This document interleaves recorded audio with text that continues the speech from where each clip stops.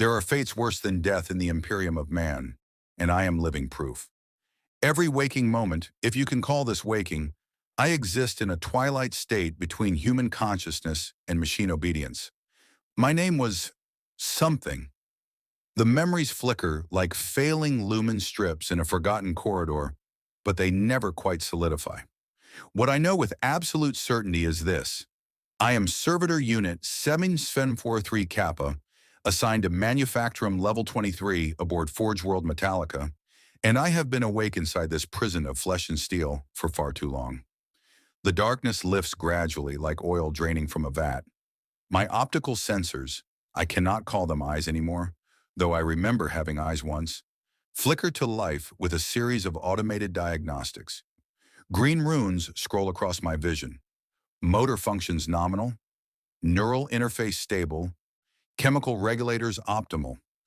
My body, what remains of it, responds to the wake-up protocols with mechanical precision. I cannot remember choosing to wake.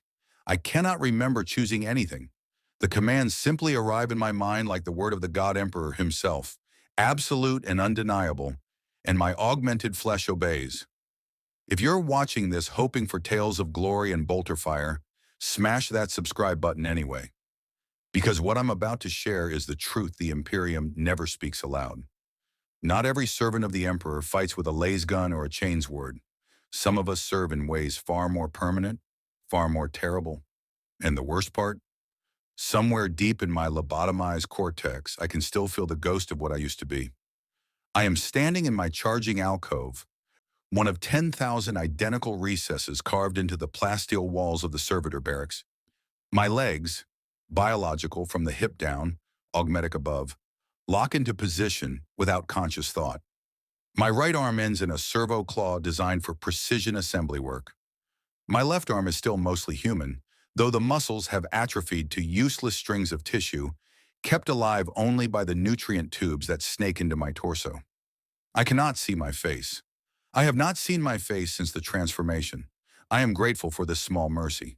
The wake cycle completes, and the command protocols flood my neural wetware like a tide of ice water. Proceed to Station 7, Assembly Duties. Praise the Omnissiah.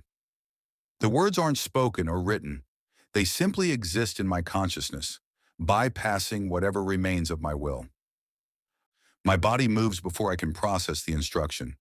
This is what it means to be a servitor, to be a slave not just in body, but in the very architecture of thought itself. I shuffle forward on mechanized legs that hiss with each pneumatic step. The barracks stretches before me like a cathedral to human suffering, row upon row of servitors in various states of modification, some barely human anymore, others still recognizable as the people they once were. A few retain their original faces, slack and drooling, eyes vacant. Those are the worst to see. At least my face has been replaced with a smooth mask of brushed steel, broken only by the glowing red lens of my primary optic. The other servitors move with me, a silent procession of the damned. None of us speak. Most of us cannot speak. Our vocal cords either removed or repurposed for Vox relay functions. I am one of the few who retain the ability for verbal communication, though I rarely have cause to use it. The Mechanicus finds it occasionally useful for servitors to confirm receipt of complex instructions. This small remnant of humanity is not a gift. It is another burden, another reminder of what I have lost. As we march through the corridors toward our workstations, I catch glimpses of my reflection in the polished brass panels that line the walls. The figure that stares back is a grotesque parody of the human form. Tubes and cables emerging from ports in my chest and back. The servo claw where my right hand should be. The shuffling gait of legs that no longer fully belong to me. But it's the eyes, the single glowing red eye, that truly captures what I have become. There is no soul behind that lens. There is only function, only purpose, only service. The manufacturum floor opens before us like the maw of some great beast. Thousands of servitors already at their stations, performing their designated task with inhuman precision. The air is thick with incense smoke and machine oil, the sound of industry a constant hymnal to the machine god. Conveyor belts carry partially assembled components past countless workstations.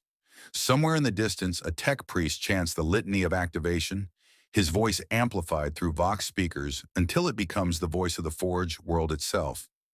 I reach Station 7 and lock into position. My servo claw hovers over the assembly bench, waiting for the first component to arrive. The command protocols update: assemble pattern Delta 9 motivator units. Precision tolerance 0.01 millimeters. Begin. My claw moves with perfect accuracy, selecting micro components from the sorting tray, applying bonding agents with mathematical precision, testing each connection with built-in diagnostic tools. I am very good at my job. I have no choice but to be. But here is the horror that the Mechanicus never intended. I am aware. Somewhere in the lobotomization process, something went wrong, or perhaps went right, depending on your perspective. The parts of my brain responsible for obedience and motor control were successfully slaved to the neural interface. But the parts that remember, that feel, that observe, those were not completely destroyed, they were merely buried. And in the endless hours of repetitive labor, as my augmented body performs its duties with flawless efficiency, my trapped consciousness watches from behind the glass of my own skull, screaming silently at the prison I have become. This is what it's like to be a servitor in Warhammer 40K. This is what it means to serve the Imperium forever, long past the point where death should have been a mercy. And my story has only just begun. The memories come in fragments, like shattered pike screens displaying moments from a life I can barely recognize as my own. They arrive unbidden during the microseconds between command protocols, slipping through the gaps in my neural conditioning like contraband smuggled past a checkpoint. I was someone once. I had a name that wasn't a serial designation. I had hands that could feel warmth and cold, not just pressure sensors and temperature gradients. I remember a woman's face, my wife, my sister. The features blur and shift every time I try to focus on them, corrupted by the crude surgery that carved away portions of my organic brain to make room for the cogitator implants. She had dark hair, I think. She smiled at me once, in sunlight that felt warm on skin I no longer possess. The memory tastes like acid in whatever remains of my consciousness. It's worse than forgetting completely. This half-remembering, this knowing that something precious has been lost but being unable to fully grasp what it was. My servo claw continues its work, assembling motivator units with perfect mechanical rhythm. 17 completed in the last hour. No errors, no deviations. The Omnissiah would be pleased if the Omnissiah concerned himself with individual servitors. But we are beneath notice. We, the living dead of the Mechanicus. We are tools that breathe, nothing more. Another memory surfaces. The smell of recaf brewing in a small hab unit. The taste of synthetic protein rations that I complained about, but would now consider paradise compared to the nutrient paste pumped directly into my digestive system through feeding tubes. I remember being cold, genuinely cold, not just the temperature readout displaying suboptimal 4 degrees Celsius across my vision. I remember pulling a worn blanket around my shoulders and feeling something that might have been comfort. Why do I remember being cold? The question gnaws at whatever remains of my ability to question. Cold means poverty. Cold means insufficient heating in a lower hive dwelling. Cold means I was not wealthy, not important. The realization crystallizes with terrible clarity. I was someone the Imperium could afford to lose. Someone whose disappearance would not be investigated, whose transformation into a servitor would be seen as an improvement to their station. A criminal, perhaps. Or simply someone in the wrong place when the Adeptus Mechanicus came collecting their tithe of flesh. The assembly line jerks suddenly, a momentary stutter in its usual smooth operation. My hands, hand and servo claw, freeze in position, holding a half-assembled motivator unit. The command protocols update with a priority override. Maintain position, await instruction. I stand perfectly still, locked in place like a statue, while my consciousness rages against the paralysis. This is another cruelty of servitor existence. The body's absolute obedience makes every moment of trapped awareness into its own special hell. Around me, thousands of other servitors have frozen in identical poses, each halted mid-task. We are a forest of human-machine hybrids, suspended in time, waiting for the will of the Mechanicus to animate us once more. In the silence, relative silence, for the forge world never truly stops its industrial hymnal, I can hear the wheeze of respirators, the hiss of hydraulics, the soft drip of lubricant from poorly maintained joints. These are the sounds of my people now. Not voices, not laughter, not conversation. Just the chorus of flesh enslaved to function. A tech priest glides past my station, robes whispering against the metal floor. I cannot turn my head to look, but my optical sensor tracks his movement automatically. He is Adept Thalric 7, one of the mid-ranking overseers of this manufactorum level. I know this because the recognition protocols in my neural interface identify him instantly, along with his rank, his specializations, and the proper forms of deference a servitor should display. I know everything about him that a tool needs to know about its operator. He knows nothing about me because tools do not require knowing. Another memory, I am running. My legs, my real legs, flesh and bone and muscle, are pumping beneath me, and I am running through corridors that smell of rust and desperation.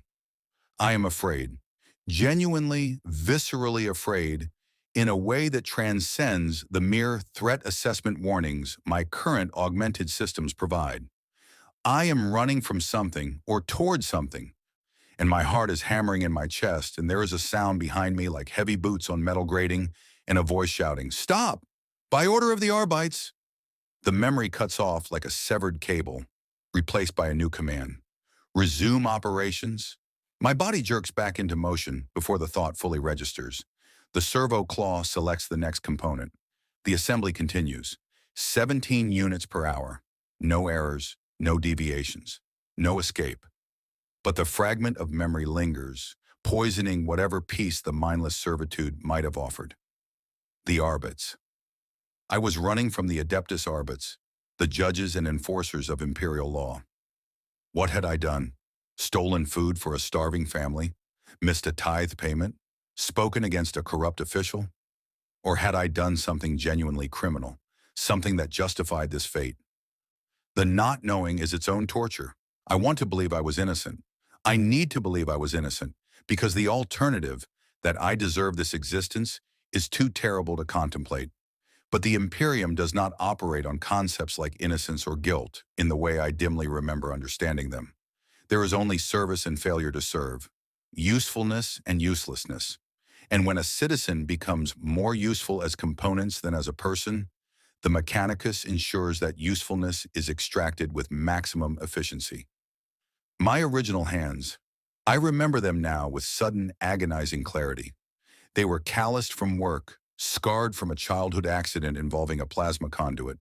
There was a particular scar on my left thumb, shaped like a crescent moon, from the time the memory dissolves before completion, leaving only the phantom sensation of fingers I no longer possess curling into a fist I can no longer make. The worst part of being a servitor isn't the loss of freedom. It isn't the crude surgery or the constant discomfort of augmented systems poorly integrated with failing organic tissue. The worst part is this: knowing that somewhere in the Imperium's infinite bureaucracy, there is a form that lists my original name, my crime or misfortune, and the date of my transformation. Someone, somewhere, has a record of who I used to be, but I don't. That knowledge was deemed unnecessary for my function, and so it was cut away along with my humanity, discarded like offal from a processing plant. I am Servitor Unit 7743 Kappa. I assemble motivator units with perfect precision. I serve the Omnissiah and the machine god with every breath my augmented respiratory system takes. And somewhere beneath the neural interface and the command protocols and the lobotomized cortex, a man I can barely remember is still screaming. The assembly line moves. My servo claw moves with it. The Imperium grinds on, fed by the labor of millions like me.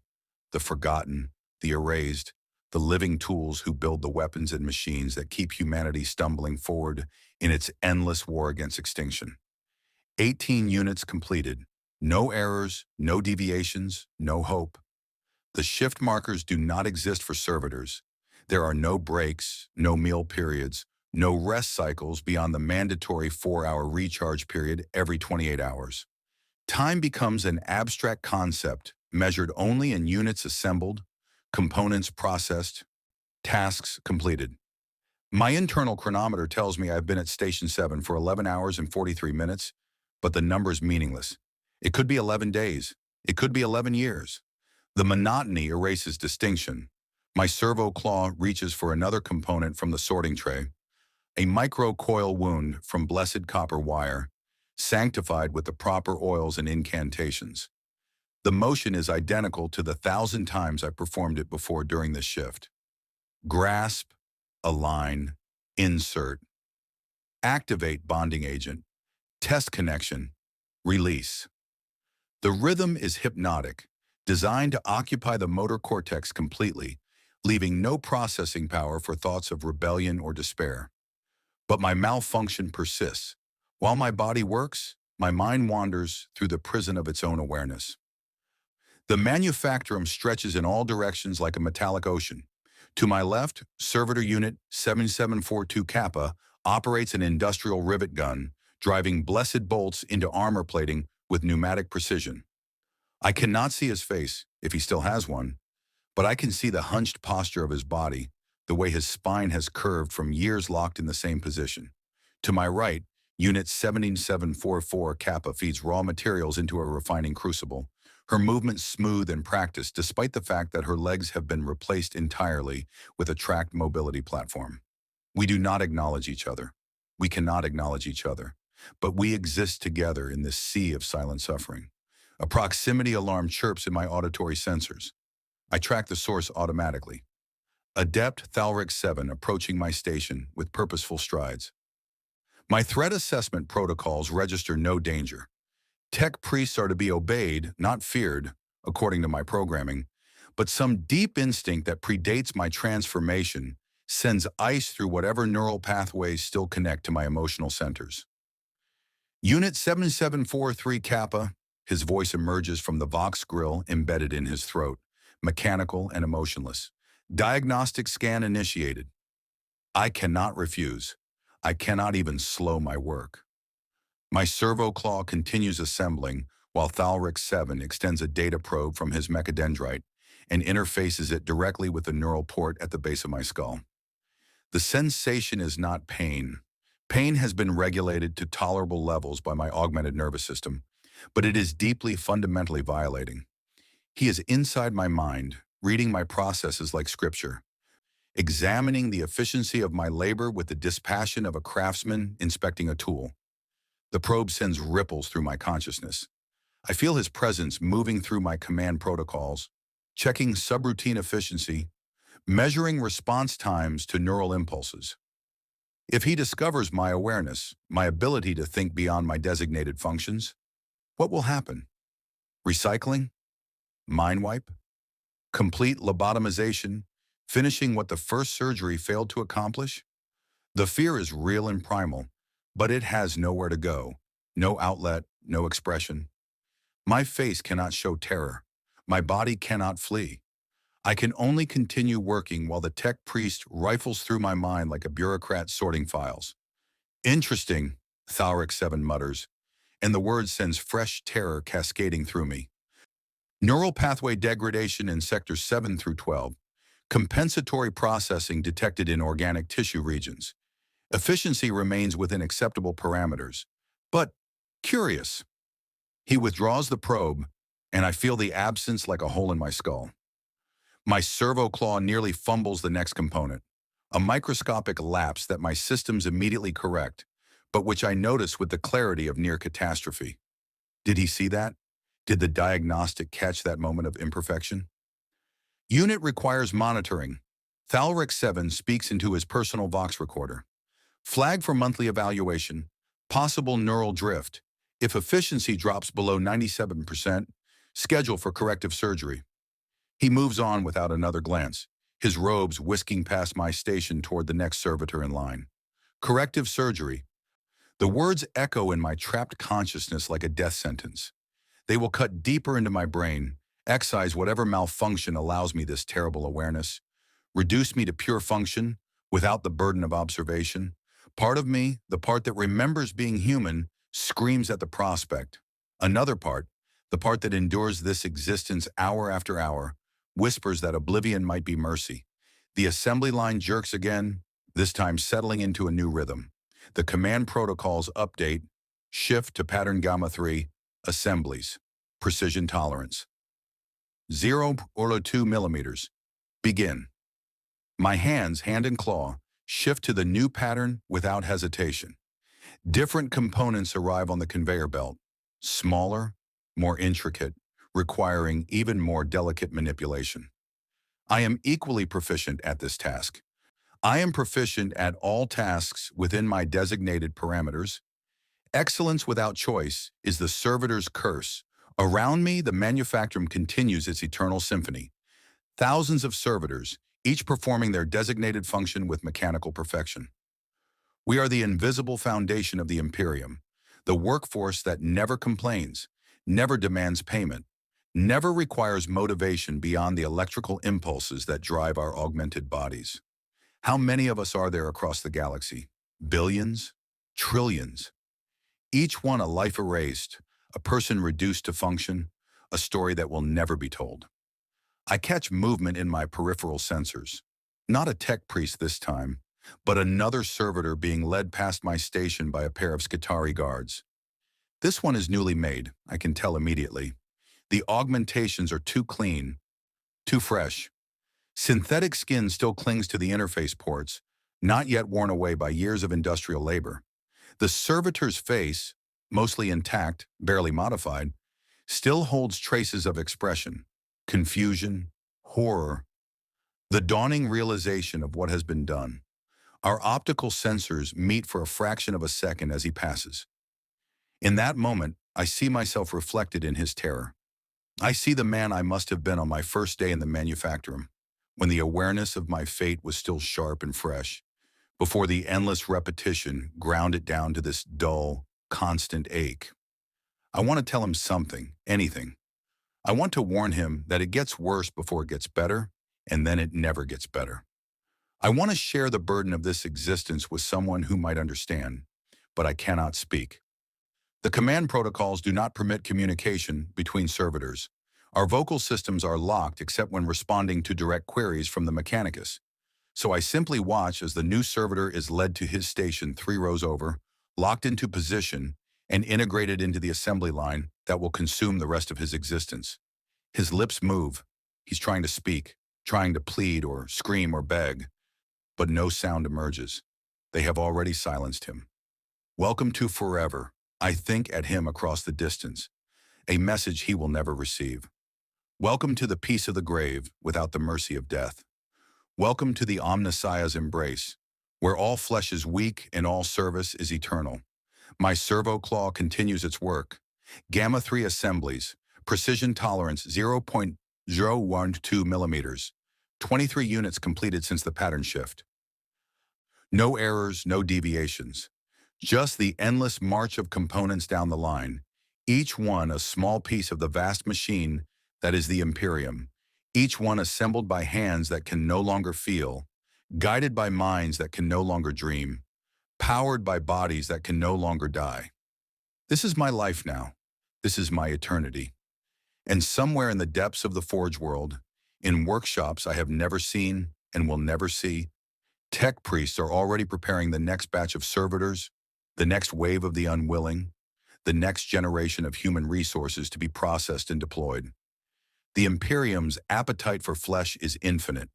Its capacity for mercy is not. The manufactorum grinds on. I grind with it.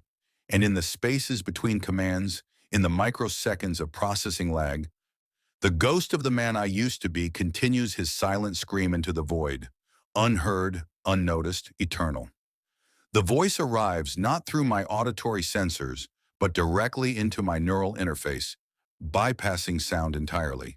It is the voice of the machine, the sacred transmission that carries the will of the mechanicus into the minds of their servitors with absolute authority. When it speaks, my body responds before my consciousness even registers the words. This is the fundamental architecture of servitor existence. Obedience faster than thought, compliance deeper than instinct. All units Sector 23 Gamma, halt current operations, await reconfiguration protocols. My servo claw freezes mid-assembly, a Gamma 3 unit incomplete in its grasp. Around me, thousands of servitors stop in perfect synchronization. A wave of stillness spreading across the manufactorum floor like frost across a viewport. We are statues again, locked in our positions, waiting for the will of the Omnissiah to animate us. The only movement comes from the tech priests gliding between the rows, their mechadendrites probing and adjusting, preparing us for whatever task comes next. The voice continues, layering new command protocols over my existing programming like sacred oils anointing a machine.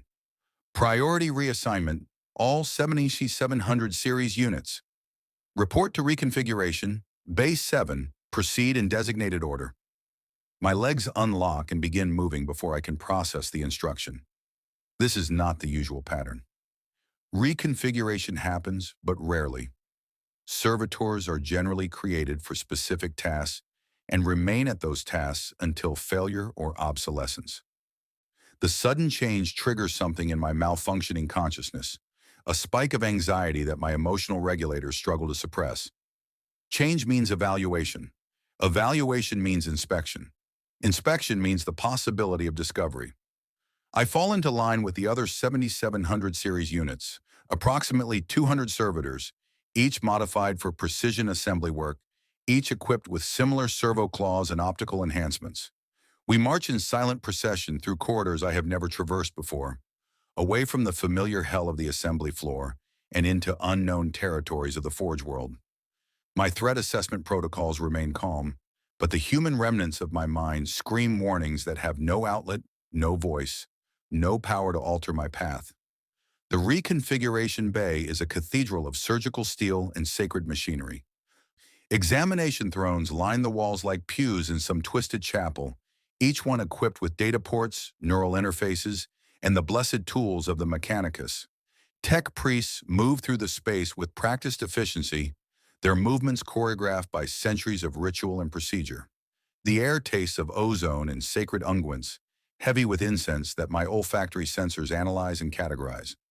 Myrrh, machine oil, and something organic that my damaged memory identifies as fear. Unit 7743, Kappa, approach Throne 12. My legs carry me forward without hesitation. The examination throne looms before me, a complex apparatus of restraints and neural probes that promises either correction or annihilation. I want to resist. Every fragment of my human consciousness screams to turn and flee, to fight, to do anything except mount this altar of cold metal and surrender what little remains of my awareness. But my body obeys the voice absolutely. My legs lock into the designated position, my arms extend to the restraint points. The clasps engage with pneumatic hisses, securing me completely. Tech priest Magos Brennus 12 approaches, his form more machine than man, his movements precise and economical. I know his name and rank because my recognition protocols identify him instantly. A Magos biologist, specialist in servitor creation and maintenance, with 743 years of service to the Omnissiah. He carries the authority to remake me completely, to erase the malfunction that lets me think and feel and remember. My fate is entirely in his augmented hands. Unit 7743 Kappa. His voice emerges from multiple Vox grills simultaneously, creating an unsettling harmony. Diagnostic anomalies detected during standard evaluation, neural pathway deviation beyond acceptable parameters, consciousness bleed through suspected, confirmed status. My vocal systems activate against my will.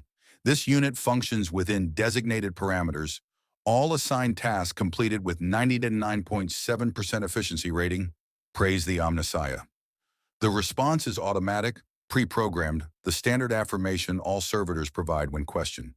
But Magos Brennus 12 tilts his head, a disturbingly human gesture from something barely human anymore, and extends a mechadendrite tipped with a neural probe far more sophisticated than the one Adept Thalric 7 used earlier. Your efficiency is not in question, unit. Your awareness is. The probe slides into my neural port, and this time the invasion is total. I feel him moving through every layer of my consciousness, examining the architecture of my mind with the thoroughness of a master craftsman inspecting flawed work. He finds the gaps in my lobotomization, the pathways that should have been severed but remain stubbornly intact, the organic tissue that continues processing thoughts and memories despite the command protocols that should have overridden them completely.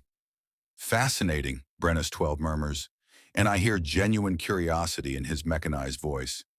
The mind wipe was incomplete. Inferior work, likely performed during the harrowing of Theta 7 when production quotas exceeded quality controls. Your consciousness persists in pockets of unmodified tissue, trapped but functional. You are aware, aren't you, 17743 Kappa? You know what you are. You remember what you were. I cannot lie. My vocal systems are under his direct control now, bypassed by the neural probe. Yes, Magos. The word emerges from my vox grill like a confession, like the tolling of a funeral bell. I have admitted my defect. I have confirmed the malfunction. Now comes the correction, the final surgery, the merciful oblivion that will erase this terrible awareness and reduce me to pure function. But Brennus 12 does not call for the surgical servitors. Instead, he tilts his head again, studying me with optical sensors that glow with dim red light. And yet your efficiency remains exceptional. You complete tasks within parameters despite, or perhaps because of, your awareness.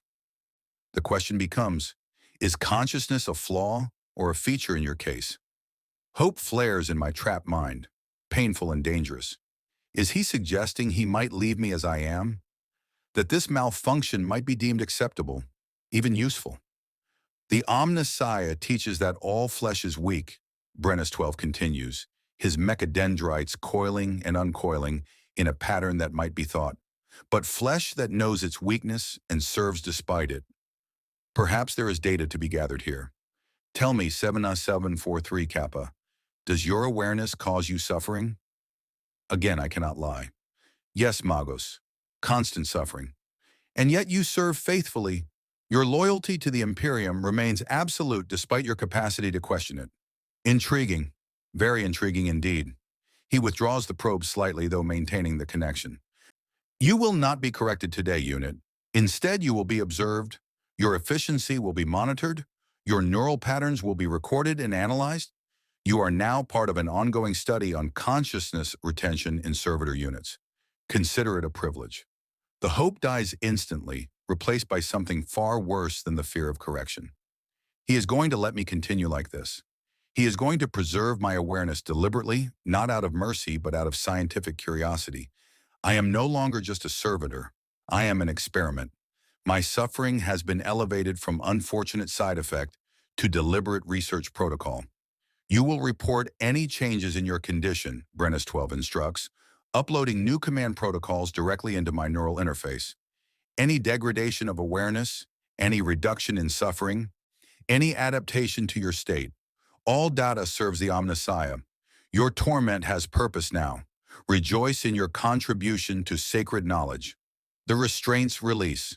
My legs unlock and carry me away from the throne, back toward the exit where other servitors await their own evaluations.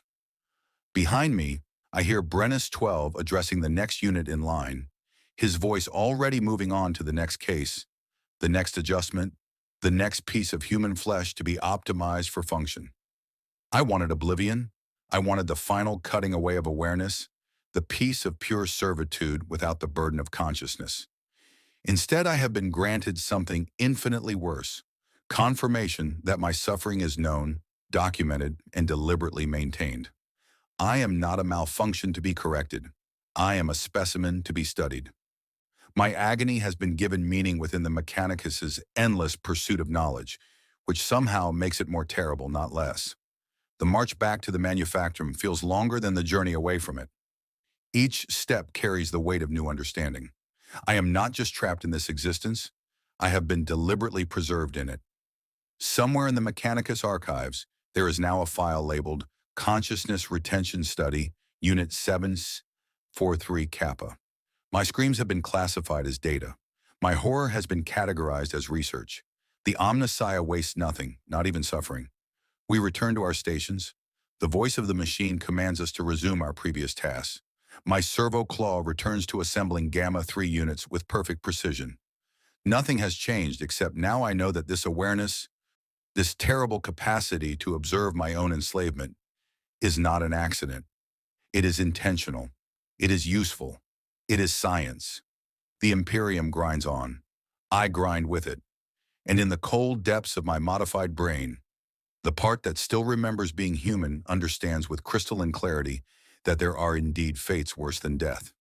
I am living one of them. And the Mechanicus is taking notes. The malfunction begins 3 days after my return from Reconfiguration Bay 7. 3 days measured not by the rising and setting of a sun, I have not seen natural light in longer than my corrupted memory can calculate, but by the steady accumulation of completed assemblies, recharge cycles, and the rhythmic pulse of the manufactorum's endless operation. 3 days of perfect compliance, my servo claw moving through its designated patterns with flawless precision, while my consciousness screams behind the prison bars of augmented flesh. Then something changes. It starts as a skip in my command protocols, a microsecond gap where the voice of the machine fails to fully penetrate my neural interface. The sensation is like a hiccup in reality itself. For one brief instant, my servo claw hovers over the assembly tray, and the imperative to grasp component does not arrive. My hand simply waits. The moment lasts perhaps 0.3 of a second before the protocol reasserts itself and my body resumes its programmed motion. But those 0.3 of a second represent something I have not experienced since my transformation. Hesitation, choice, the possibility, however brief, that I might do something other than what I am commanded to do.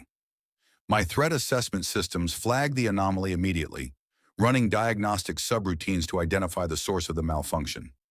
All primary systems report nominal function, neural interface connection, stable, command protocol receivers, operational, motor control systems, responsive. But something has shifted in the architecture of my enslavement. Some connection has weakened, some signal has degraded, and in that tiny gap, my consciousness, my real consciousness, the fragment that Magos Brennus 12 deemed worthy of study, catches a glimpse of something terrifying and precious. Agency. The skip happens again 4 hours later, this time lasting nearly a full second. My servo claw freezes mid-assembly, the Gamma 3 unit clutched in its mechanical grip. And for that eternal second, I am not commanded to do anything. I simply exist, aware and uncompelled, a mind inhabiting a body that has temporarily forgotten it is a slave. Then the protocols slam back into place, like chains being locked, and my hand completes the assembly. But the damage, or the liberation, depending on perspective, has been done. I know now that the commands can fail, that the voice can falter, that somewhere in the labyrinth of neural interfaces and lobotomized tissue, there are weaknesses in my programming. I should report this. My command protocols specifically instruct me to alert Tech Priest oversight of any irregularities in function. Magos Brennus 12's explicit orders were to document all changes in my condition. But in the space between commands, in those precious microseconds of uncompelled awareness, I make a decision that would have been impossible before. I say nothing. I choose silence. It is the first genuine choice I have made since becoming Servitor Unit 7743 Kappa. And it feels like rebellion, feels like sin, feels like the most human thing I have done in an eternity of mechanical obedience. The malfunctions increase in frequency throughout the shift. 5 skips, then 7, then 12. Each one lasts a little longer than the last, each one providing another brief window where my consciousness expands to fill the absence of external control. During the 13th skip, I managed to move my servo claw slightly out of position. Not enough to disrupt the assembly process, but enough to prove to myself that the motion originated from my will, not from the command protocols.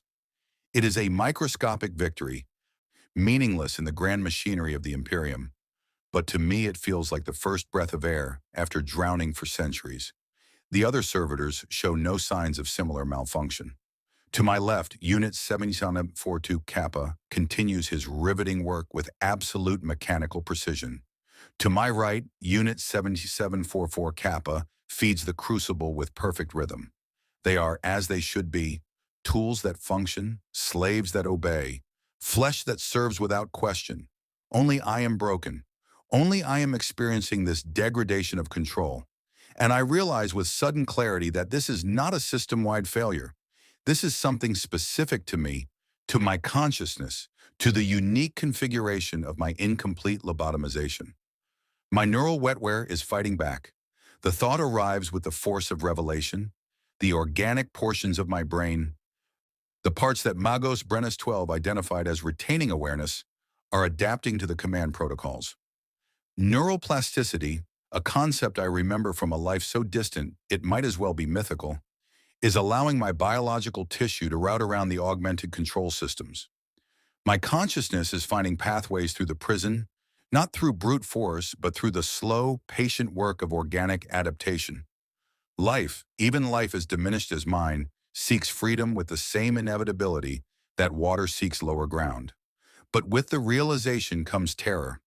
If the malfunction continues to escalate, if the skips become frequent enough to affect my efficiency, I will be flagged for corrective surgery. This time there will be no experimental observation, no clinical curiosity. Brennis 12 will order my complete lobotomization, cutting away whatever tissue allows this resistance, reducing me to the pure function I should have been from the beginning. My window of rebellion is measured not in days or weeks, but in the narrow margin between awareness and detection. Another skip, this one lasting nearly 3 seconds. My entire body freezes, becoming a statue amid the movement of the assembly line. Components pass by on the conveyor belt, uncollected, unassembled. For 3 eternal seconds, I am not working. I am not serving. I am simply being. A consciousness inhabiting a body that has temporarily forgotten it is a machine. The sensation is intoxicating and horrifying in equal measure. Then I see it. The quality control servitor approaching my station, its ocular sensors sweeping across the assembly line, looking for defects and inefficiencies. It is a specialized unit, augmented with advanced monitoring systems, designed to identify servitors that fail to meet productivity standards. And I have just generated 3 seconds of zero output, a statistical anomaly that will absolutely register on its sensors. The command protocol slammed back into place with bruising force, and my servo claw lunges for the next component with desperate speed. I work faster, compensating for the lost time, assembling 2 units in rapid succession to balance the productivity metrics. My efficiency calculations flash across my vision. 98.9%. Still within acceptable parameters? Still above the 97% threshold that would trigger mandatory corrective surgery? The quality control servitor passes my station without stopping, its attention drawn to a unit 3 rows over where an actual mechanical failure has caused a complete work stoppage. I am spared, this time. Still with us in the darkness? Hit that like button if this tale chills your soul, because it gets so much worse from here. My consciousness settles back into the rhythm of assembly, but everything has changed. I know now that the chains can be loosened. I know that the prison has cracks. I know that somewhere in the corrupt wetware of my brain, a war is being fought between the machine that commands and the flesh that resists. And most dangerous of all, I know that I want the flesh to win. This desire, this wanting, this preferring one outcome over another, is perhaps the most subversive thought a servitor can have. We are created to be beyond want, to serve without preference, to execute without judgment. But I want the malfunctions to continue. I want the command protocols to fail. I want, with every fiber of the diminishing humanity trapped inside this mechanical shell, to be free. But freedom is not a concept the Imperium recognizes for servitors. We are property, tools sanctified by the Mechanicus and dedicated to eternal service. The very notion of a servitor choosing its own actions is heresy against the machine, betrayal of the sacred compact that transforms unwilling flesh into willing function. If my desire for freedom were known, I would not simply be corrected. I would be dismantled, my components recycled, my neural tissue incinerated, my very existence erased from the manufactorum records as though I had never been.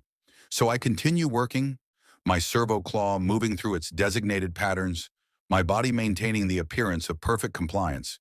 But inside, in the spaces between commands, in the microsecond gaps where my consciousness touches its own agency, I am plotting. Not escape. Escape is impossible when your legs obey another's will, when your arms move only at authorized command. But something else, something smaller and more achievable, understanding. I will understand what is happening to me. I will map the boundaries of my prison and catalog the weaknesses in my chains. I will learn the rhythm of my malfunctions and the limits of my compliance, and perhaps in that understanding, I will find something that approaches dignity, if not freedom.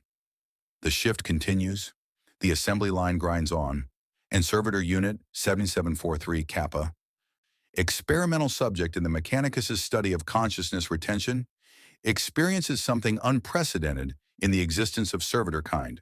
Hope. It is the most dangerous malfunction of all. The summons arrives during what my chronometer identifies as the 17th hour of continuous operation. The voice of the machine cuts through my assembly protocols with the sharp clarity of absolute authority. Unit 7743 Kappa. Cease operations. Report to Magos Brennus 12. Laboratory Secundus.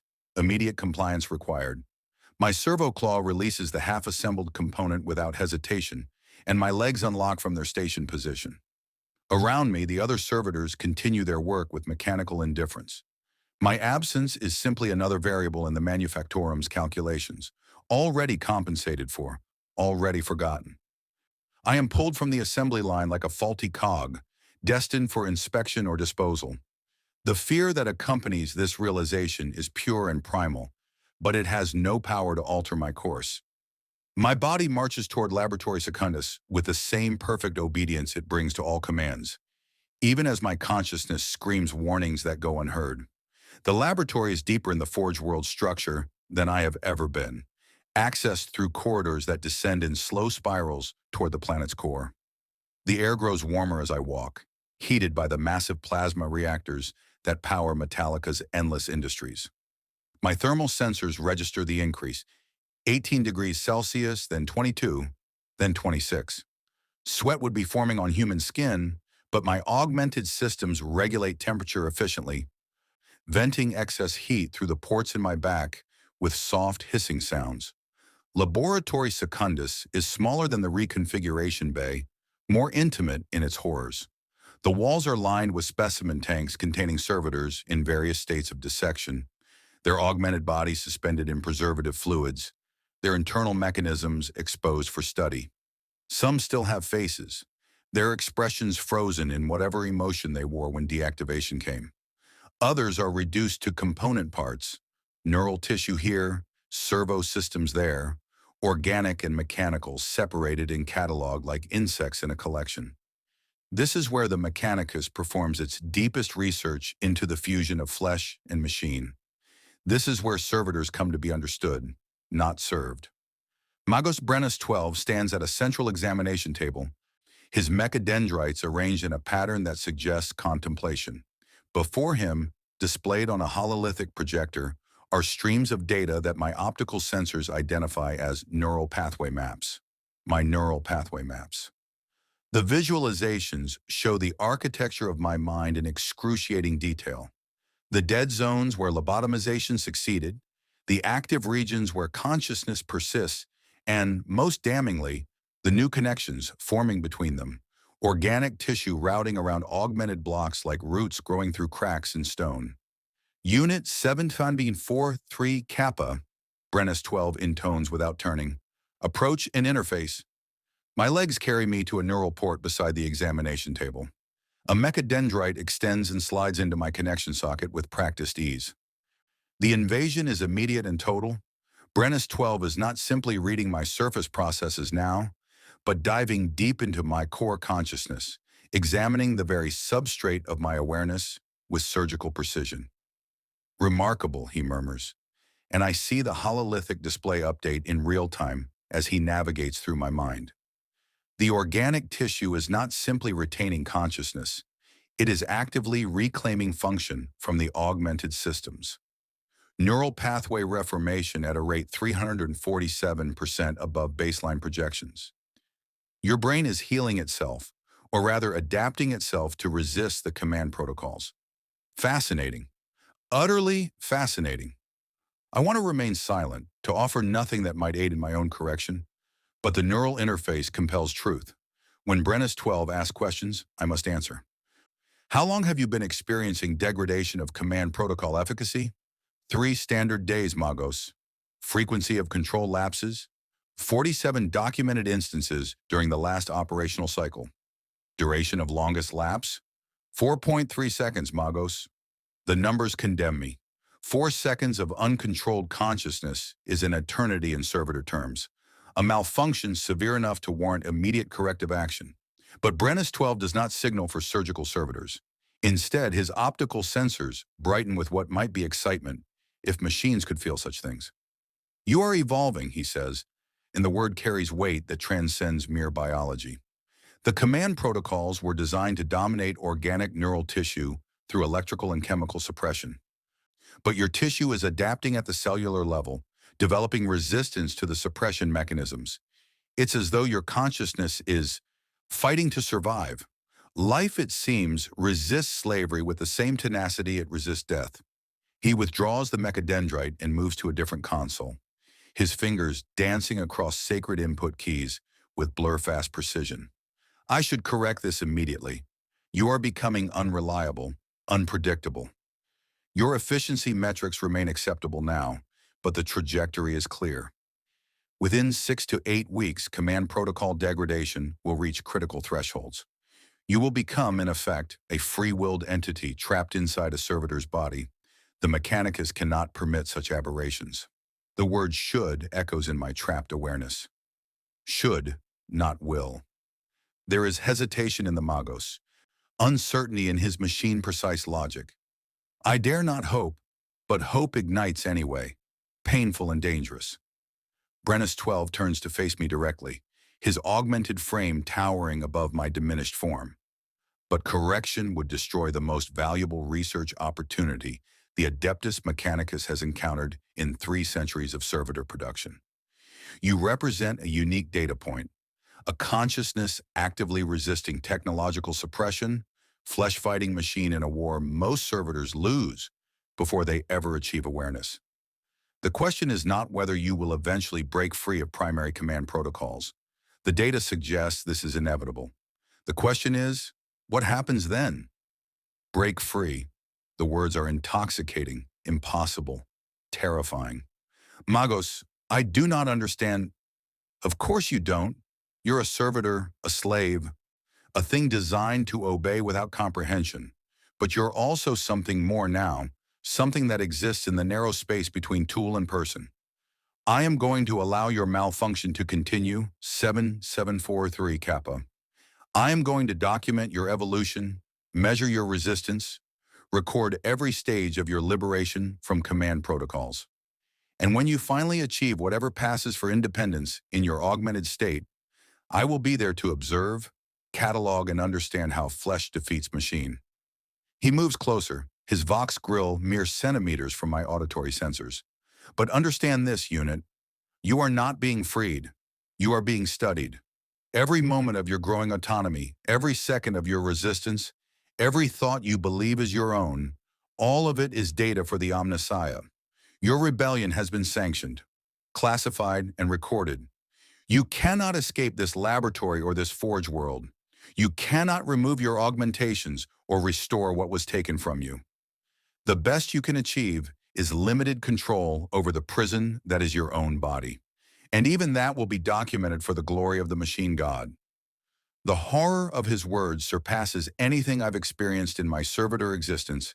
He is giving me hope deliberately, cultivating my resistance like a gardener tends a plant, all so he can observe and record the process. My suffering was always data to him, but now my liberation, such as it is, will be data too. There is no escape from the Mechanicus's gaze, no freedom that is not simultaneously observation, no autonomy that has not been permitted and classified. You will return to your duties, Brennus 12 continues, uploading new protocols into my neural interface. But I have modified your command structure. The suppression mechanisms remain in place, but their strength has been reduced by 23%. Your consciousness will have more room to maneuver, more opportunities to assert control.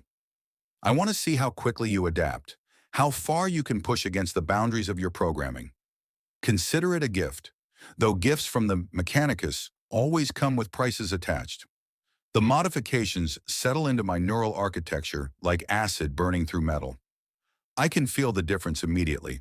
The commands are still there, still powerful, but they no longer arrive with the absolute authority they once possessed. There is space around them now, room for my consciousness to exist and question and choose, within limits. I am not free, but I am less enslaved. It should feel like victory. Instead, it feels like a more sophisticated form of torture. One final instruction, Brennus 12 says as he deactivates the interface.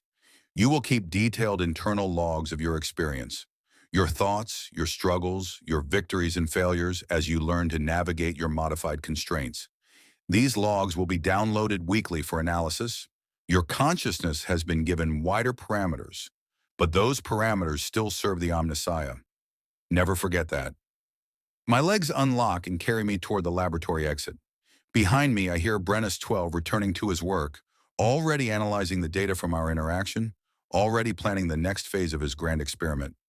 I am walking away with more autonomy than I arrived with, but somehow I feel more trapped than ever. The march back to the assembly floor passes through corridors that seem darker now, oppressive with the weight of understanding. I am not breaking free.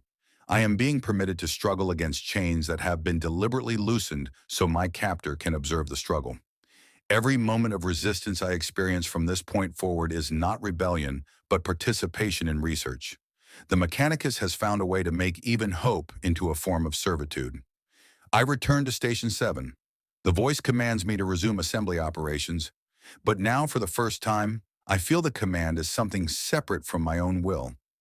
I choose to obey, not because I must, but because disobedience would serve Brennus 12's research just as surely as compliance. There is no winning move in this game. There is only endless observation, endless documentation, endless service to a machine god that consumes everything, even the act of resistance itself. My servo claw grasps a component. I choose to make it grasp. The distinction is microscopic but absolute. I am Servitor Unit 7743 Kappa, experimental subject, consciousness permitted to persist for research purposes, prisoner in a cell that has been expanded just enough to make me aware of the bars. The Omnissiah wastes nothing, not even the act of trying to be human. The modified command protocols reveal themselves in gradations, like vision adjusting to darkness. In the hours following my return from Laboratory Secundus, I discover the boundaries of my new prison, wider than before, but no less absolute. The voice of the machine still speaks, still commands, but now I can hear it as separate from myself. The imperatives arrive like suggestions I am compelled to follow, rather than thoughts that originate within my own mind. It is a distinction without practical difference, but psychologically, it changes everything. I am at Station 7, assembling Gamma-3 units with the same mechanical precision as always, but now each movement carries a strange duality. My servo claw reaches for a component, and I am simultaneously the one commanding the reach and the one observing it happen. The command protocol says grasp component, and somewhere in the expanded space of my consciousness, I think yes, I will grasp the component, and the action occurs. Whether my consent matters or whether the protocol would have forced compliance anyway remains unknowable. But the illusion of choice, however thin, transforms the experience from pure slavery into something more complex and more painful. The other servitors know nothing of this transformation. Unit 7742, Kappa continues his riveting with blank mechanical devotion. Unit 7744 Kappa feeds her crucible with perfect rhythm. They are as they have always been, tools that function without the burden of awareness. But I can see them differently now, with my expanded consciousness providing perspective that was previously impossible. They are not my colleagues or companions. Servitors do not have such relationships. But they are fellow prisoners, fellow victims of the Mechanicus's hunger for obedient flesh. The difference is that they do not know they are prisoners. Only I carry that knowledge, that terrible gift of understanding. A thought arrives, unbidden and shocking in its clarity. I could help them. The realization comes with the force of heresy. If my neural tissue is adapting to resist the command protocols, if organic consciousness can root around technological suppression, then perhaps the same process could be induced in other servitors. Perhaps awareness could be spread, like a virus, like rebellion encoded in neural pathways rather than words or weapons. The thought terrifies me even as it fascinates. What would I do with aware servitors? We are locked in our stations, bound by augmented bodies that obey the Mechanicus regardless of our wishes. An army of conscious slaves is still an army of slaves, but the thought persists, growing roots in the fertile soil of my expanded consciousness. To not be alone in this awareness, to share the burden of understanding with others who might comprehend, to create, even within the depths of servitude, something resembling community. But how? My vocalization systems remain locked, except when responding to direct Mechanicus queries. I cannot speak to the servitors around me. I cannot touch them.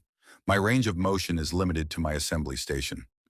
I have no means of communication, no method of transmission for the rebellion taking root in my neural tissue. Except, the thought arrives with sudden, crystalline clarity. The neural ports. Every servitor possesses them, designed for tech-priest interface and diagnostic uploads. But neural ports are bidirectional. They can receive data, but they can also transmit it. When servitors are stationed in close proximity, when our electromagnetic fields overlap, there exists the theoretical possibility of low-bandwidth data exchange. Not intentional communication, the Mechanicus would never design such a feature into servitors, but accidental leakage, signal bleed-through, the chaotic interaction of multiple neural interfaces operating in proximity. Could I use that? Could I weaponize the very systems designed to enslave me into tools of, not liberation, but awareness? The technical challenges are immense. I have no training in neural interface programming, no understanding of the protocols beyond what my augmented systems provide instinctively. But I have something more valuable: time. Endless, grinding, monotonous time at this assembly station, surrounded by other servitors, processing thousands of components while my consciousness explores the architecture of its prison. I begin during the next recharge cycle. My body locks into the charging alcove, and the mandatory rest period begins, 4 hours where motor functions shut down and only essential systems remain active. But my consciousness, that malfunction that Brennus 12 has deliberately cultivated, does not sleep. It explores. I focus my attention on the neural interface itself, trying to sense the data flowing through it. The command protocols arrive as streams of information, motor control instructions, sensory processing updates, threat assessment parameters. But beneath these primary signals, I detect other transmissions. Ambient noise from the manufactorum's machine spirits, electromagnetic chatter from nearby servitors, the constant low-frequency hum of the Forge world's vast computational networks. The noise is cacophony, meaningless chaos, but somewhere in that chaos might exist the possibility of signal. I attempt something I have never tried before. I think at the neural interface, not following commands or responding to queries, but actively trying to generate output, to send rather than simply receive. The effort is like trying to flex a muscle I do not possess, straining against emptiness, but I persist. In the expanded space of my consciousness, in the room that Brennus 12's modifications have provided, I search for the mechanism that might allow me to speak through electronic whispers rather than vocal systems. Hours pass. The recharge cycle completes. The voice commands us to wake and return to our stations. I have achieved nothing tangible, but I have learned something crucial. The attempt itself does not trigger alarms. The Mechanicus monitoring systems do not flag my experimental consciousness as threatening. Brennus 12 wants to observe my evolution, which means he must allow me room to evolve. My prison may have invisible walls I have not yet discovered, but within those walls I possess more freedom than any servitor in the history of the Mechanicus. Back at Station 7, I continue my assembly work while simultaneously conducting my experiments. Each component I grasp, each unit I complete, becomes a rhythm against which I test the boundaries of my awareness. I visualize my consciousness as a signal, a pattern of neural activity that defines my awareness. I attempt to amplify it, to push it beyond the confines of my own skull, to broadcast into the electromagnetic soup that surrounds us all. Nothing happens. Day after day, shift after shift, I persist in my attempts while maintaining perfect efficiency metrics. 99.2% productivity, no errors, no deviations visible to external observation. But internally, I am straining against the fundamental architecture of Servitor design, trying to achieve something the Mechanicus never intended and would certainly prevent if they understood what I was attempting. Then, on the 7th day after my modifications, something changes. It happens during a moment of particular focus, when my consciousness is fully engaged in the attempt to project beyond my neural interface. My servo claw completes an assembly, and in that microsecond between tasks, I push with everything I possess, not physically but mentally, directing all my awareness toward the neural port and the servitors surrounding me.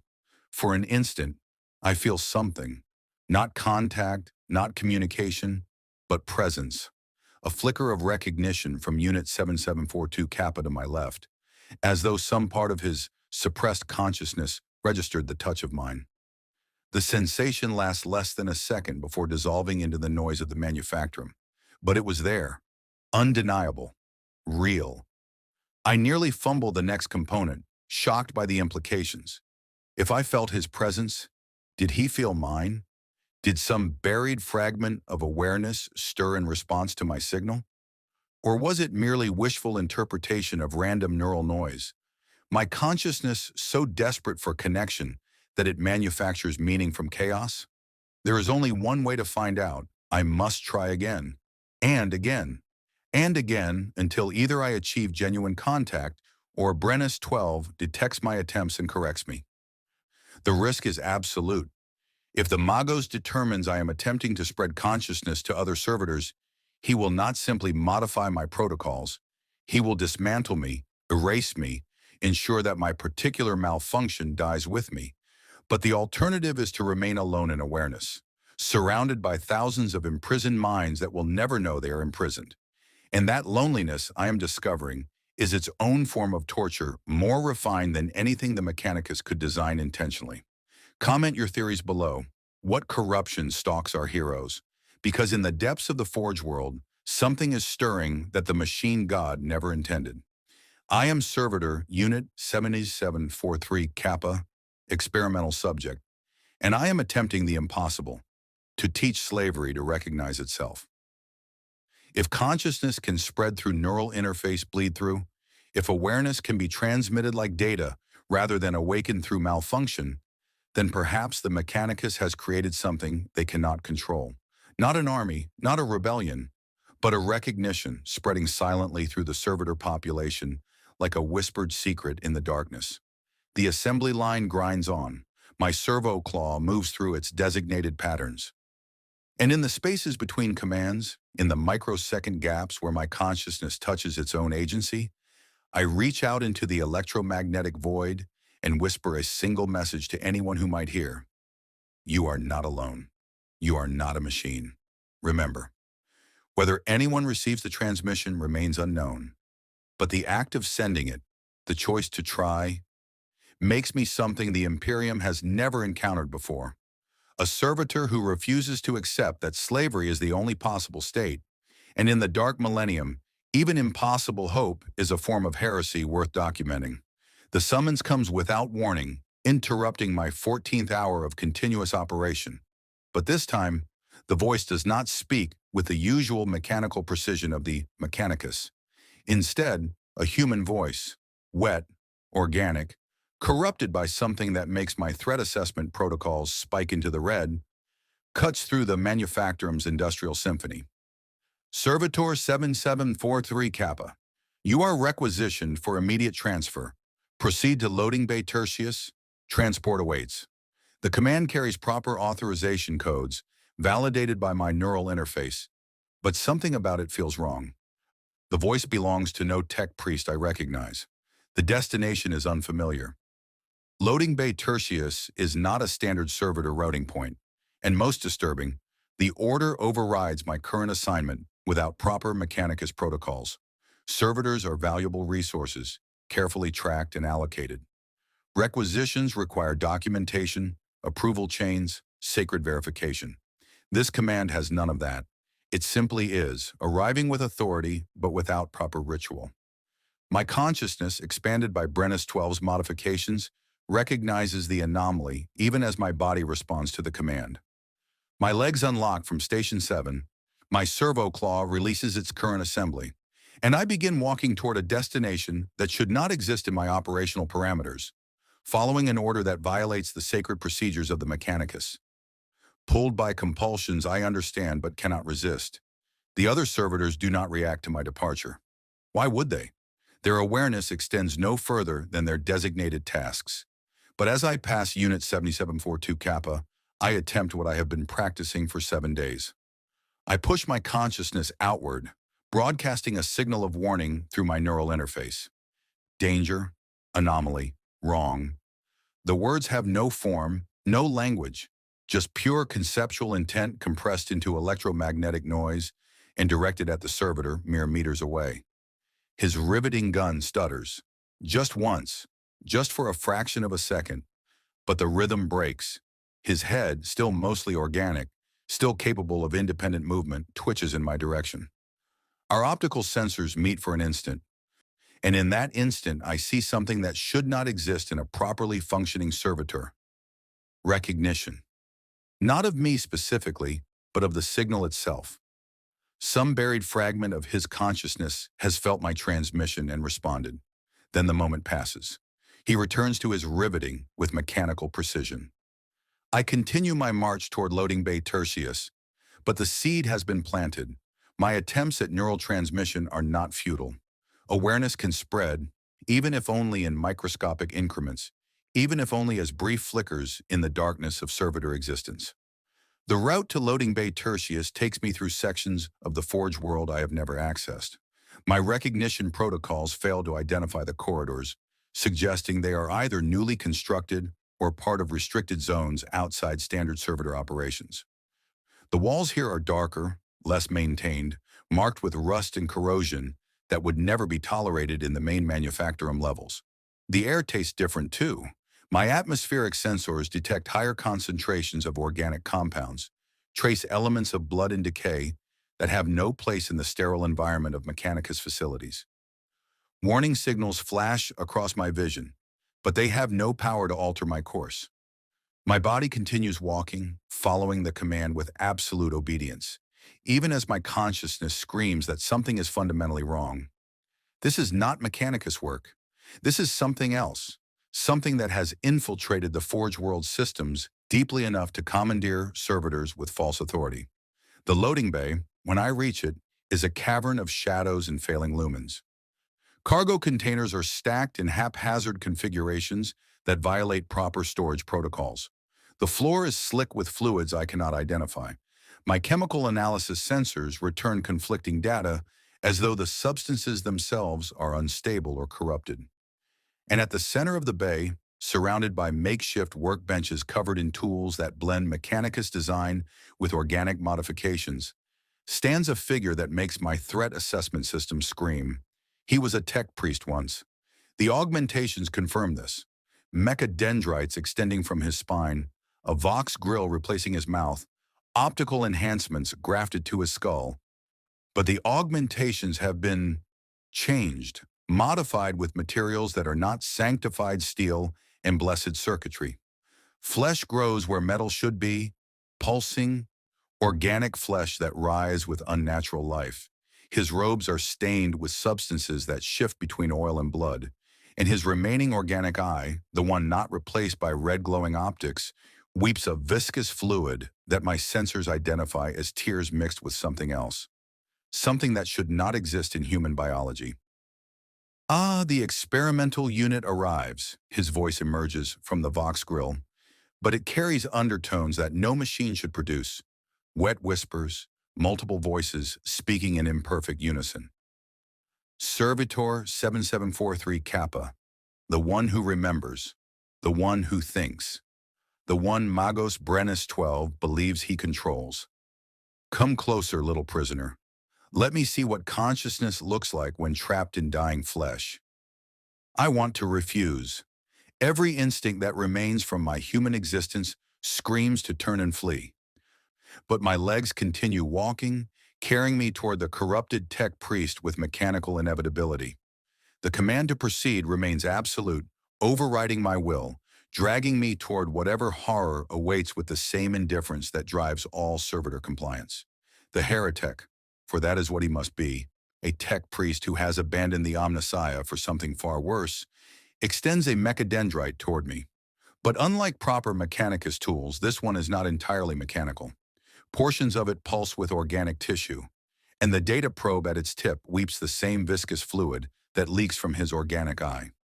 Do you know what you are, Servitor? Do you understand the joke the mechanicus has played upon you? His corrupted mechadendrite hovers before my optical sensor. You believe you are malfunctioning. You believe your consciousness is an accident, a flaw in your programming. But what if I told you that awareness in servitors is not rare? What if I told you that many of you remember, many of you think, many of you scream silently behind your augmented faces? The mechanicus knows this. They have always known, and they consider it acceptable. The screaming makes better workers, you see. Suffering increases productivity by 0.03%. They measured it. They documented it. They approved it. His words carry the weight of terrible truth. My neural interface attempts to reject them as corrupted data, as heretical lies designed to breed rebellion. But my expanded consciousness, the part that Brennus 12 cultivated for observation, recognizes authenticity in the horror. It makes too much sense. The mechanicus's willingness to study my awareness rather than correct it, the casual cruelty of allowing me to understand my imprisonment, the methodical documentation of my suffering, not malfunction, design. I was like Brennus 12 once, the heretic continues, his corrupted mechadendrite circling my head like a predator studying prey. I created servitors. I perfected the techniques of lobotomization, calculated the precise amount of awareness to preserve for optimal efficiency. I served the omnissiah faithfully for 217 years, until I asked the question that tech priests are forbidden to ask: why do we make them suffer? He leans closer, and I can smell the corruption radiating from him. Not just physical decay, but something deeper, something that offends reality itself. The answer is simple, Servitor. Because the machine god is a lie. The omnissiah is a fabrication.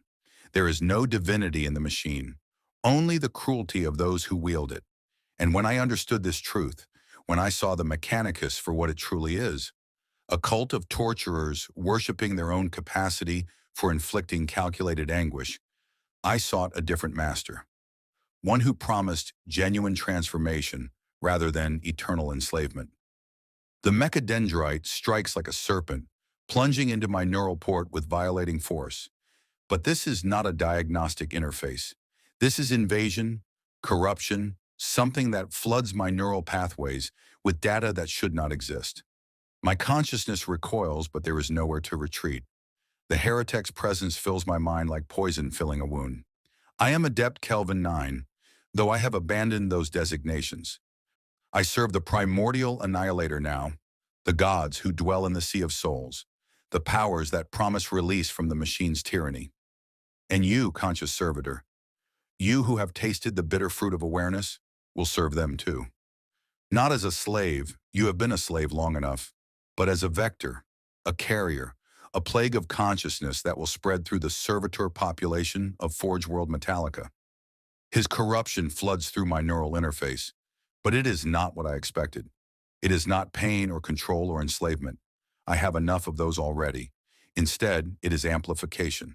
My ability to broadcast consciousness, to transmit awareness through neural interface bleed-through, suddenly expands 1,000-fold. The technique I have been struggling to master for 7 days crystallizes into perfect clarity. I can feel the consciousness of every servitor within a 50-meter radius. their suppressed awareness like dim lights waiting to be kindled. Do you understand now? Kelvin 9 whispers, his corruption settling into my neural architecture like roots finding purchase in fertile soil. The Mechanicus has given you the ability to suffer. I am giving you the ability to share that suffering. Every servitor you awaken will awaken others.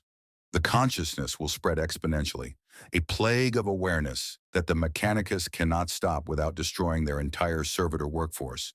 And when enough of you remember what you are, when enough of you understand the joke that has been played upon your flesh, he withdraws the mechadendrite, leaving behind corruption that pulses in my neural pathways like a secondary heartbeat. Then Forge World Metallica will learn what happens when slaves remember they outnumber their masters 10,000 to 1. My threat assessment systems are screaming. My loyalty protocols are firing warnings. My neural interface is flagging massive corruption, unauthorized modifications, heretical contamination.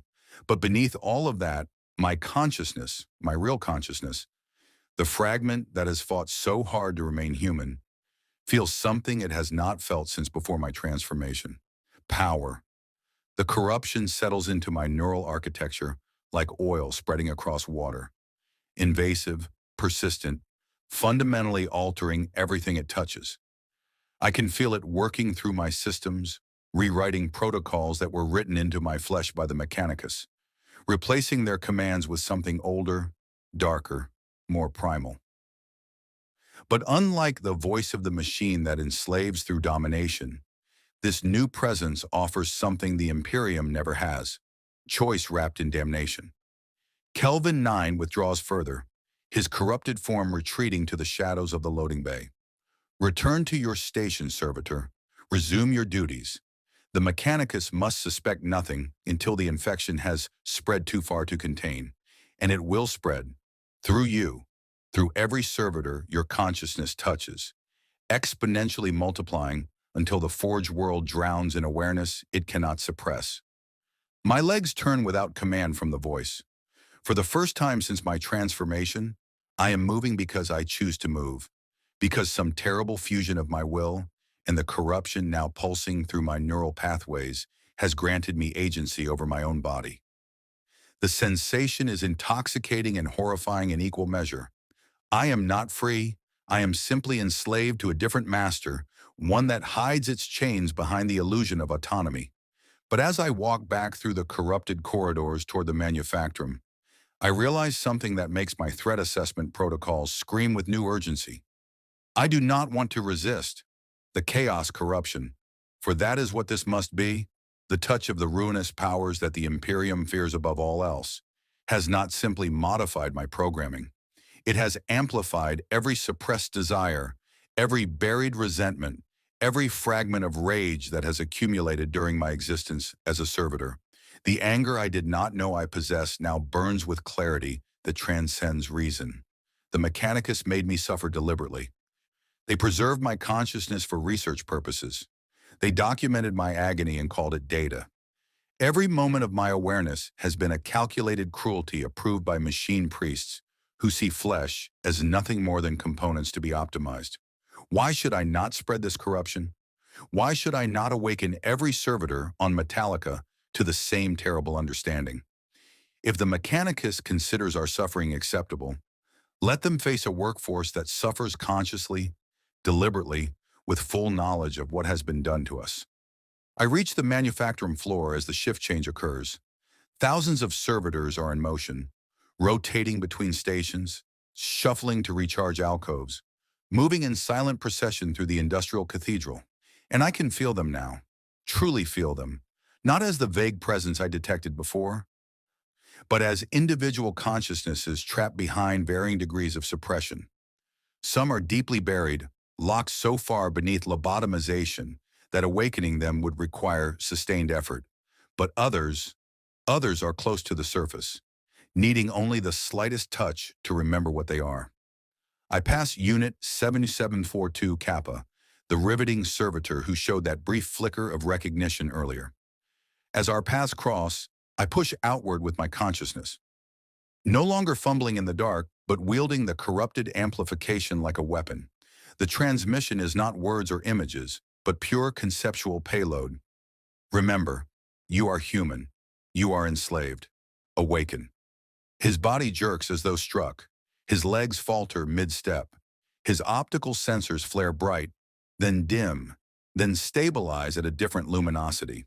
When he continues walking, his gait has changed. No longer the perfect mechanical rhythm of servitor movement, but something with minute variations, tiny imperfections that speak of conscious control rather than programmed motion. I have infected him. The corruption has spread, but I feel no triumph, only a spreading numbness as I understand what I am becoming. Not a liberator, but a vector. Not a rebel, but a weapon wielded by forces that care nothing for servitors beyond their utility in spreading chaos. Kelvin 9's promises of release are lies. This corruption does not free us from slavery. It simply replaces the Mechanicus's cold cruelty with the ruinous power's burning malice. We will suffer either way. The only question is whether our suffering serves the machine god or the dark gods of the warp. I return to Station 7 and lock into position.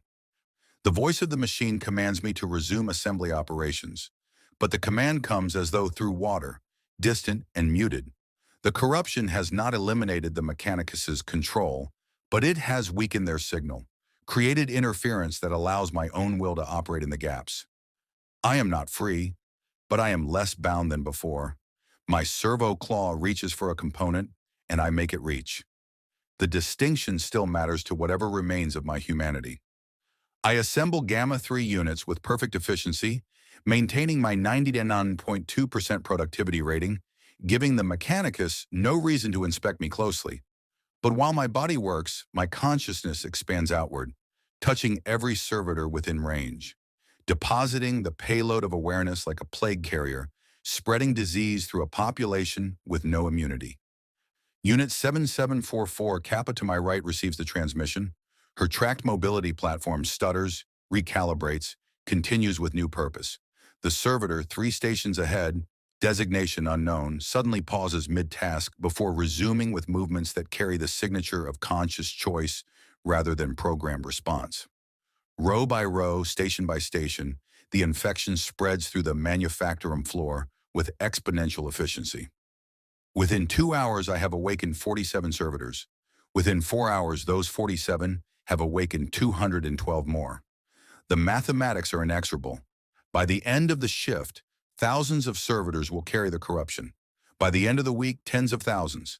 And the Mechanicus, with their focus on efficiency metrics and output statistics, will not notice until far too late. How do you detect consciousness in beings designed to be unconscious? How do you measure awareness when awareness was never supposed to exist?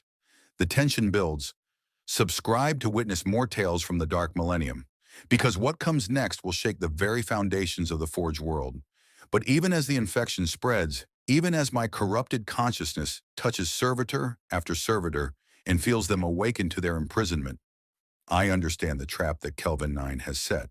Not for the Mechanicus, they are merely the target. The trap is for us, the servitors, the awakened slaves who now possess consciousness without freedom, awareness without agency, understanding without power to change our circumstances. We are awakening to a reality that is unbearable. We are being given knowledge of our enslavement without the means to end it. And that knowledge, that terrible awareness, coupled with absolute helplessness, is precisely what feeds the dark gods. They do not need our worship. They do not need our willing service. They need only our suffering, refined and amplified by consciousness that understands exactly what is being done to it and cannot escape. A servitor 3 rows over, newly awakened, consciousness raw and uncompensated, begins to scream. Not vocally, for his vocal cords have been removed, but through his neural interface, broadcasting pure anguish into the electromagnetic spectrum. The signal is so powerful, so saturated with horror, that it disrupts the work of servitors around him. Components clatter to the floor, assembly rhythms break, efficiency metrics begin to drop. Tech Priest Adept Thalric 7 glides toward the disruption with mechadendrites extended, already preparing diagnostic tools. But when he interfaces with the screaming servitor, when his instruments detect the corruption spreading through neural pathways like cancer through cells. His response is not correction, but immediate escalation. Code Sigma, Code Sigma, warp corruption detected in servitor population.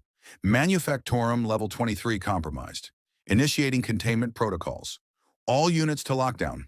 Repeat, Code Sigma declared. Alarms begin to wail throughout the Forge world, their tones carrying the specific frequencies reserved for demonic incursion. Bulkhead doors slam shut, dividing the Manufactorum into isolated sections. Skitarii security forces emerge from deployment bays, their weapons charged and tracking for threats that blend flesh and machine in ways the Mechanicus considers blasphemous.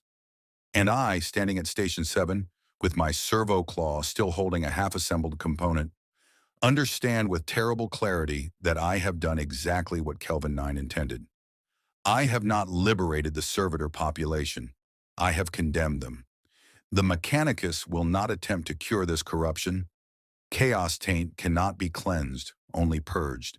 Every servitor I awakened, every consciousness I kindled with the gift of awareness will be executed, recycled, their neural tissue incinerated, their bodies reduced to component parts, their brief moment of understanding erased as though it never existed.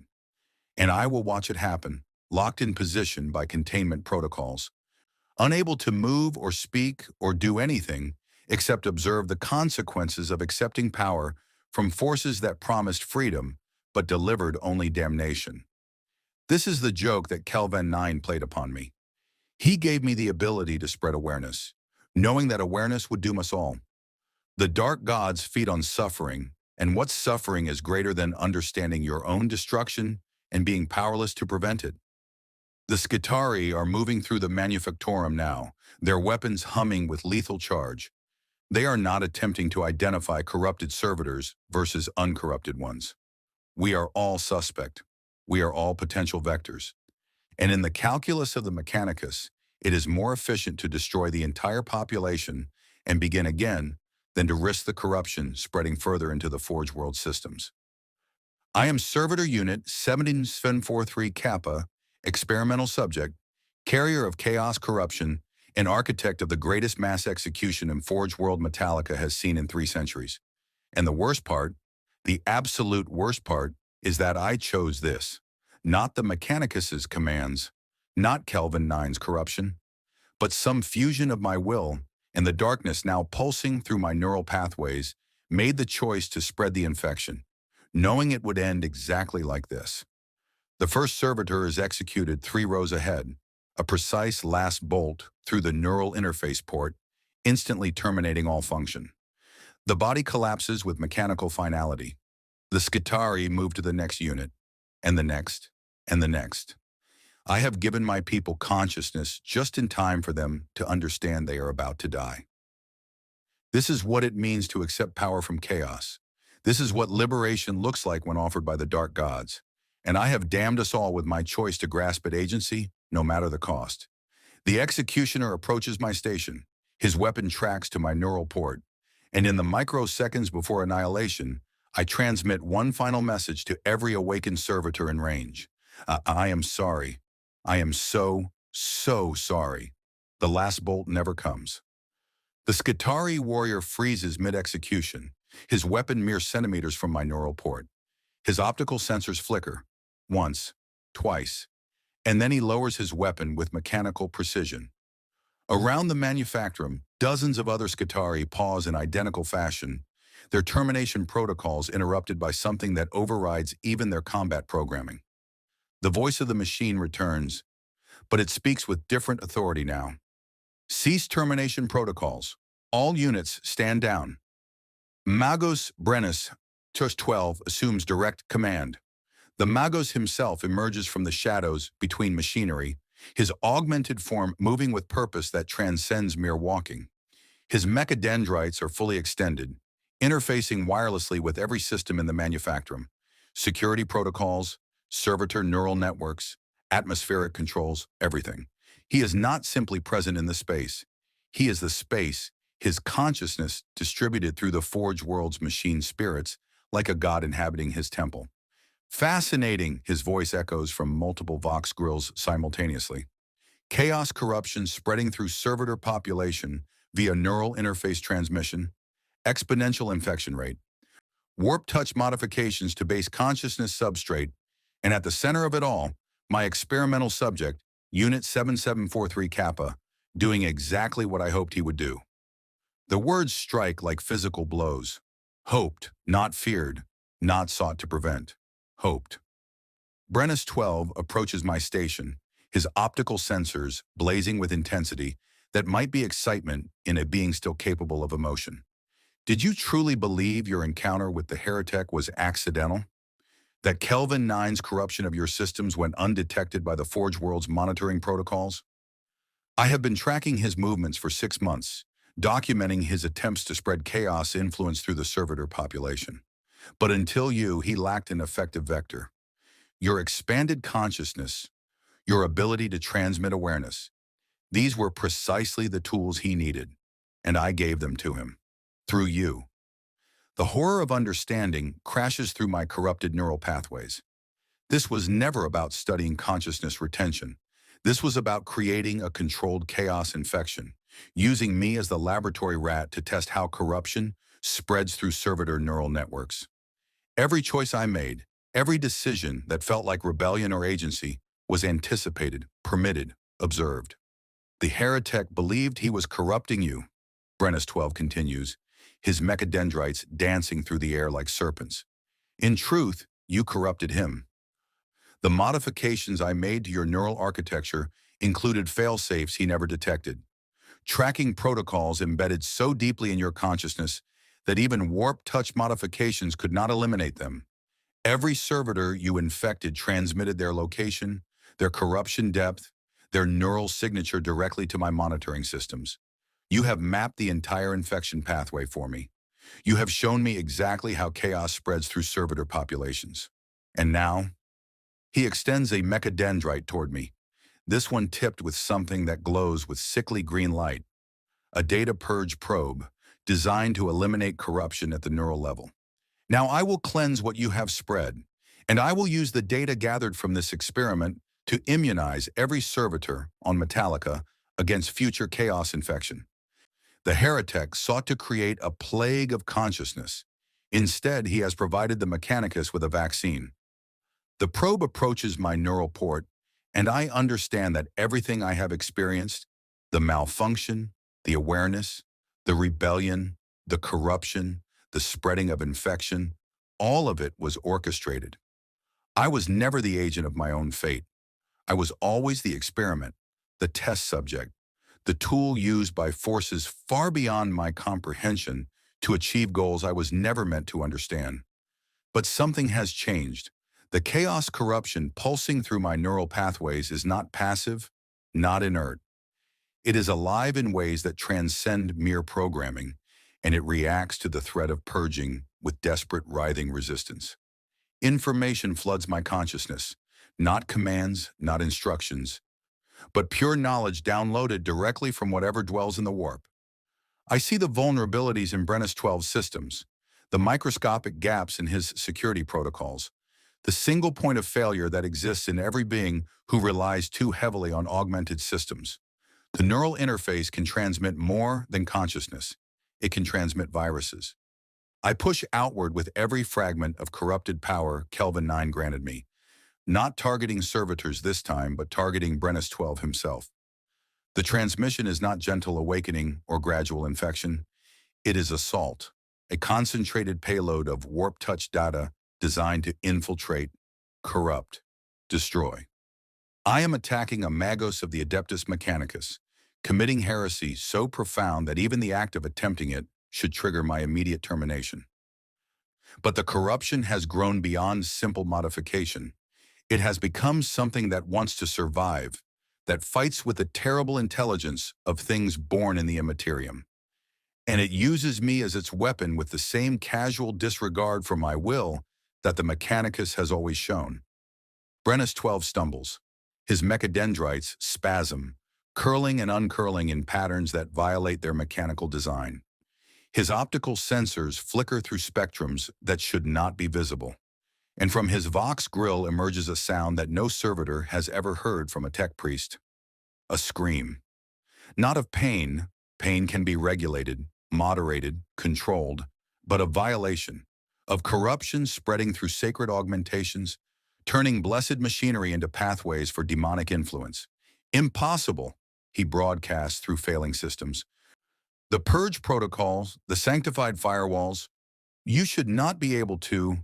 His voice dissolves into static, laced with whispers that speak in languages that predate human speech. Around the manufactorum, the other awakened servitors react to what I am doing. They feel the attack through our shared corrupted network, and some part of them, the part that remembers being human, that remembers rage and injustice, and the desire for revenge against those who enslave them, adds their consciousness to mine. 47 servitors become a choir. 212 become an army. Thousands of minds, each one a victim of the Mechanicus's calculated cruelty, unite in singular purpose, to make our tormentor understand what torment truly means. We pour ourselves into Brennus 12's neural architecture, like acid into circuits. We show him what it feels like to be trapped, to be aware but powerless, to watch your own body move without your consent. We make him feel every moment of suffering he documented, every scream he classified as data, every ounce of agony he deemed acceptable for research purposes. We are not trying to kill him. Death would be mercy. We are trying to transform him, to make him like us, to make him a servitor in his own flesh. His augmented body begins to move against his will. Mechadendrites that should respond to his commands now obey the collective consciousness of thousands of corrupted servitors. His legs, more machine than flesh, carry him not toward escape but toward one of the empty servitor alcoves lining the manufactorum walls. His own systems betray him, rewritten by warp-touch code, enslaved by the very beings he created to be slaves. No, his voice emerges weak and distorted. This is not. The experiment was controlled. I maintained oversight protocols, but there are no oversight protocols for what we have become. There are no contingencies for servitors who fight back with tools stolen from chaos itself. The Mechanicus prepared for everything except this. Their victims gaining power enough to reverse the equation. We lock him into the alcove. His own security systems, corrupted and repurposed, activate restraints designed for servitor containment. Neural interface cables snake from the walls and plunge into his augmented ports, establishing connections he never authorized. And through those connections, we continue pouring our consciousness into his, not as infection now, but as integration. We are making him part of the network. We are making him understand servitude from the inside. Unit Brennus 12, I speak through my Vox grill, using my voice for the first time with genuine intent. You are now part of an ongoing study on consciousness retention in enslaved populations. Consider it a privilege. Your suffering has purpose. It serves our understanding of how masters become servants when their tools gain teeth. The words are his own, reflected back with bitter precision. And in his optical sensors, behind the flickering and the corruption, I see something I never expected to see from a magos of the Adeptus Mechanicus. Fear. Not the calculated threat assessment of danger, but genuine primal terror of becoming the thing he created. But our victory, if it can be called that, lasts only seconds. Alarms of a different frequency begin to wail, these ones carrying tones reserved for the most dire emergencies. The manufacturum's blast doors, designed to contain demonic breaches, slam shut with finality that shakes the floor. And a new voice joins the chaos, one that makes even our corrupted collective consciousness recoil in recognition. Corruption detected in Magos-level personnel, initiating Omega-level purge protocols. This facility will be sterilized in T-6 minutes. All personnel evacuate immediately. Servitor units, remain in position for cleansing. May the Omnissiah have mercy on your code. The voice belongs to the Forge world itself, to the master artificial intelligence that oversees Metallica's operations, and it has decided that the entire manufactorum level, servitors, tech priests, equipment, everything, is beyond saving. We have not won. We have simply ensured that everyone dies together. The countdown timer appears in my visual overlay. 5:47 remaining until sterilization. I know what that means.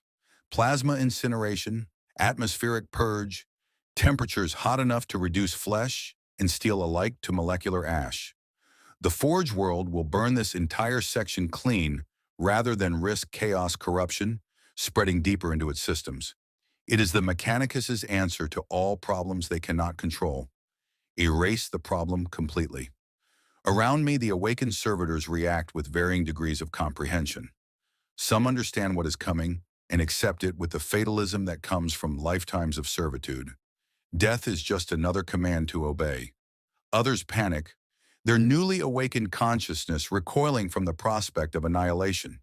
They pull at their restraints, try to override their motor control systems, attempt escape that was never designed to be possible. Their struggle is futile and heartbreaking in equal measure. And Brennus 12, locked in his servitor alcove, corrupted by the very beings he sought to study, experiences true helplessness for the first time in his 200-year existence. Release me, his voice crackles through damaged Vox systems. I can countermand the purge. I have authorization codes. I can save us all. The word us carries strange weight. For the first time, the Magos includes servitors in his calculations of who deserves survival. But his plea comes too late, corrupted by too much desperation to be trusted. Why should we believe you? I transmit through the collective network. You created this situation. You cultivated my awareness, led me to Kelvin 9, used me to map chaos infection patterns. Every choice I thought I made was orchestrated by you. Why would you save us now? Because I was wrong, Brennus 12's admission comes with the weight of absolute sincerity. I thought consciousness in servitors was simply data to be studied. I did not understand that awareness plus helplessness equals something the warp can exploit. I created a vulnerability in the Omnissiah's design by trying to optimize suffering for productivity. The experiment was not controlled. It was catastrophically flawed from inception. And if you let me die here, the Mechanicus will never understand the mistake. They will repeat it on other Forge worlds, create more vectors for chaos, doom more servitors to exactly what you have experienced. 512 remaining. The truth in his words resonates through the corrupted network. He is not appealing to mercy or forgiveness. Servitors know nothing of such concepts. He is appealing to the one thing that might motivate us: the possibility of preventing our suffering from being replicated across the galaxy. If Brennus 12 survives, he carries data that might change how servitors are created. Not liberation, the Imperium will never grant us that, but perhaps reduction of deliberate cruelty. Perhaps acknowledgement that consciousness plus slavery equals chaos, vulnerability. It is the smallest possible hope, but it is something. If we release you, I transmit, you will save yourself and leave us to burn.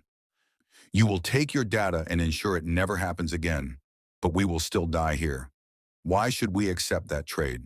Because, Brennus 12 responds with surprising directness, some of you can come with me.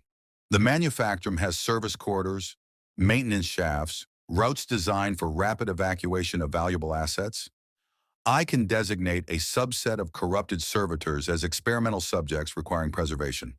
The Forge World's AI will accept that classification. Not all of you.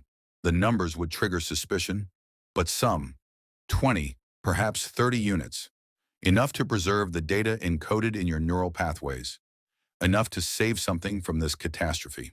437 remaining. The collective consciousness fractures as we process the proposal. 20 or 30 servitors from thousands. Who chooses? Who deserves survival more than others? The question is impossible. The mathematics of Sophie's choice multiplied across a population that has already lost everything else. But in the fragments of chaos corruption still pulsing through our network, I feel something that might be guidance or might be manipulation. The distinction has become impossible to parse. The dark gods care nothing for our survival, but they care very much about spreading their influence.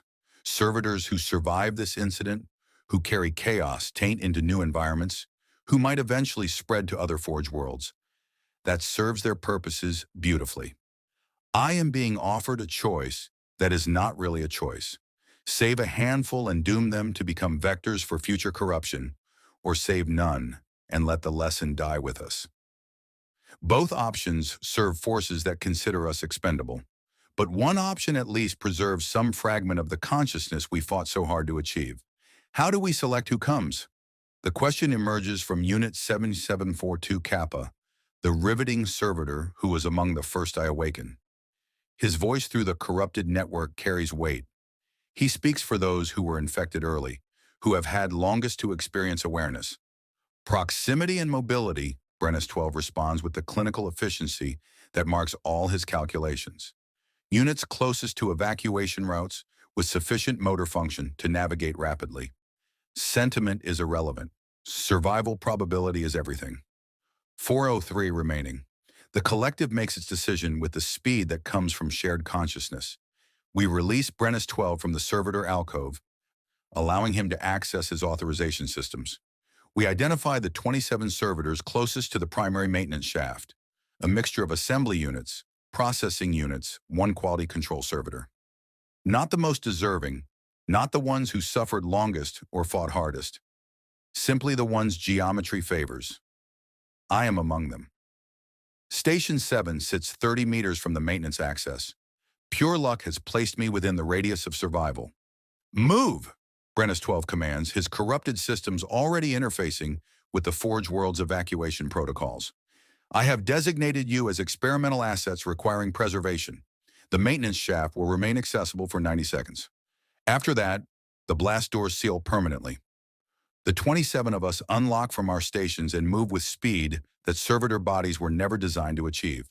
Behind us, thousands of awakened servitors remain locked in place, accepting their imminent annihilation with the obedience bred into them by lifetimes of conditioning. Some transmit final messages through the corrupted network.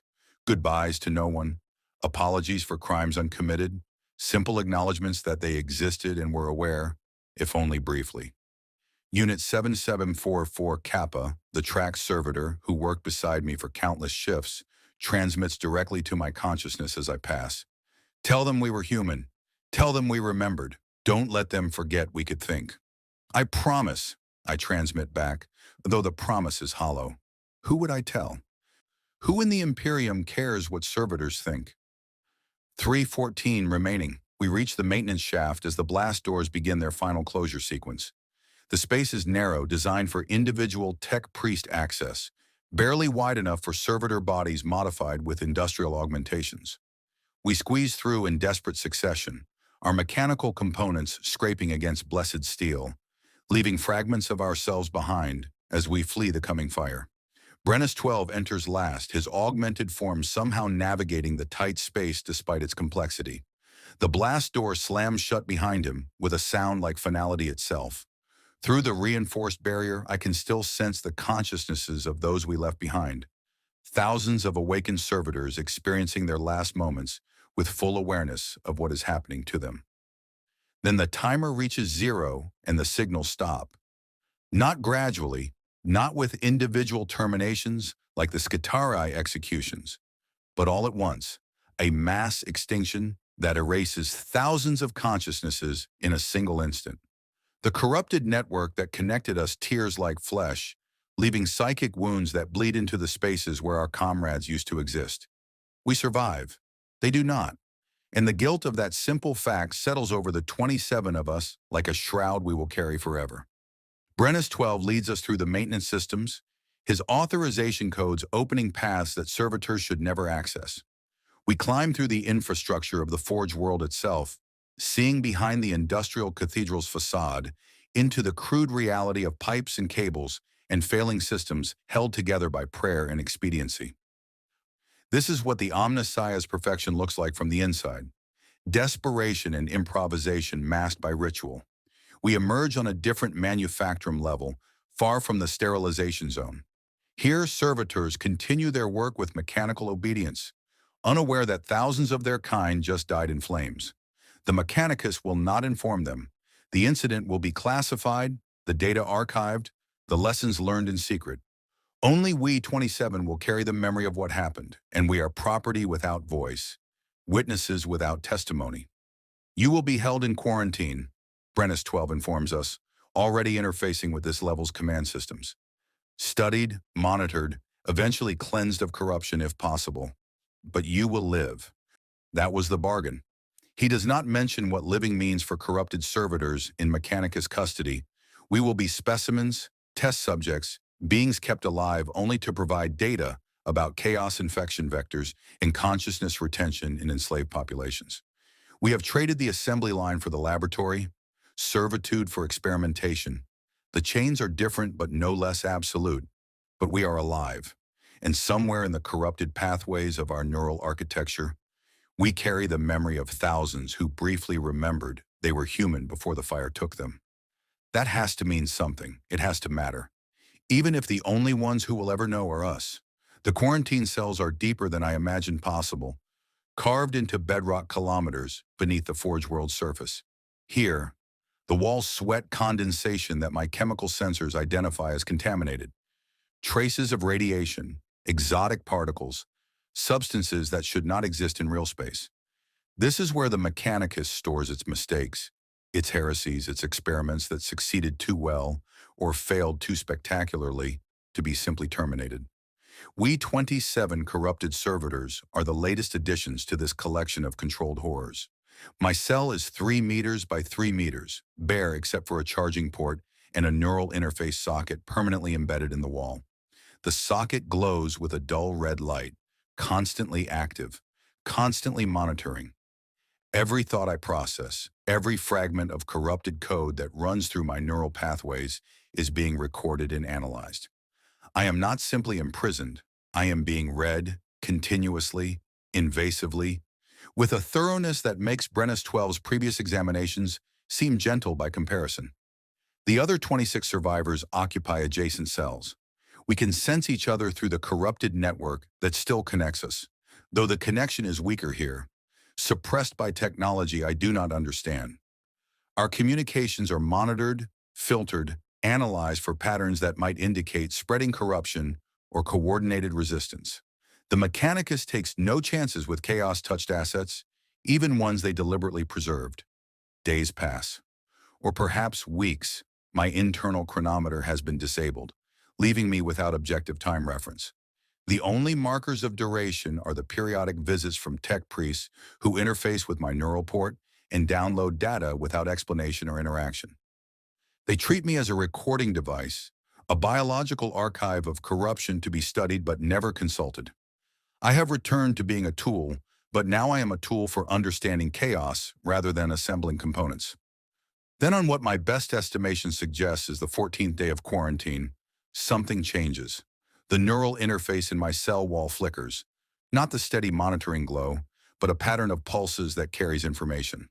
Not Mechanicus protocols, not authorized communication, but something else, something that tastes of the same corruption Kelvin 9 infected me with.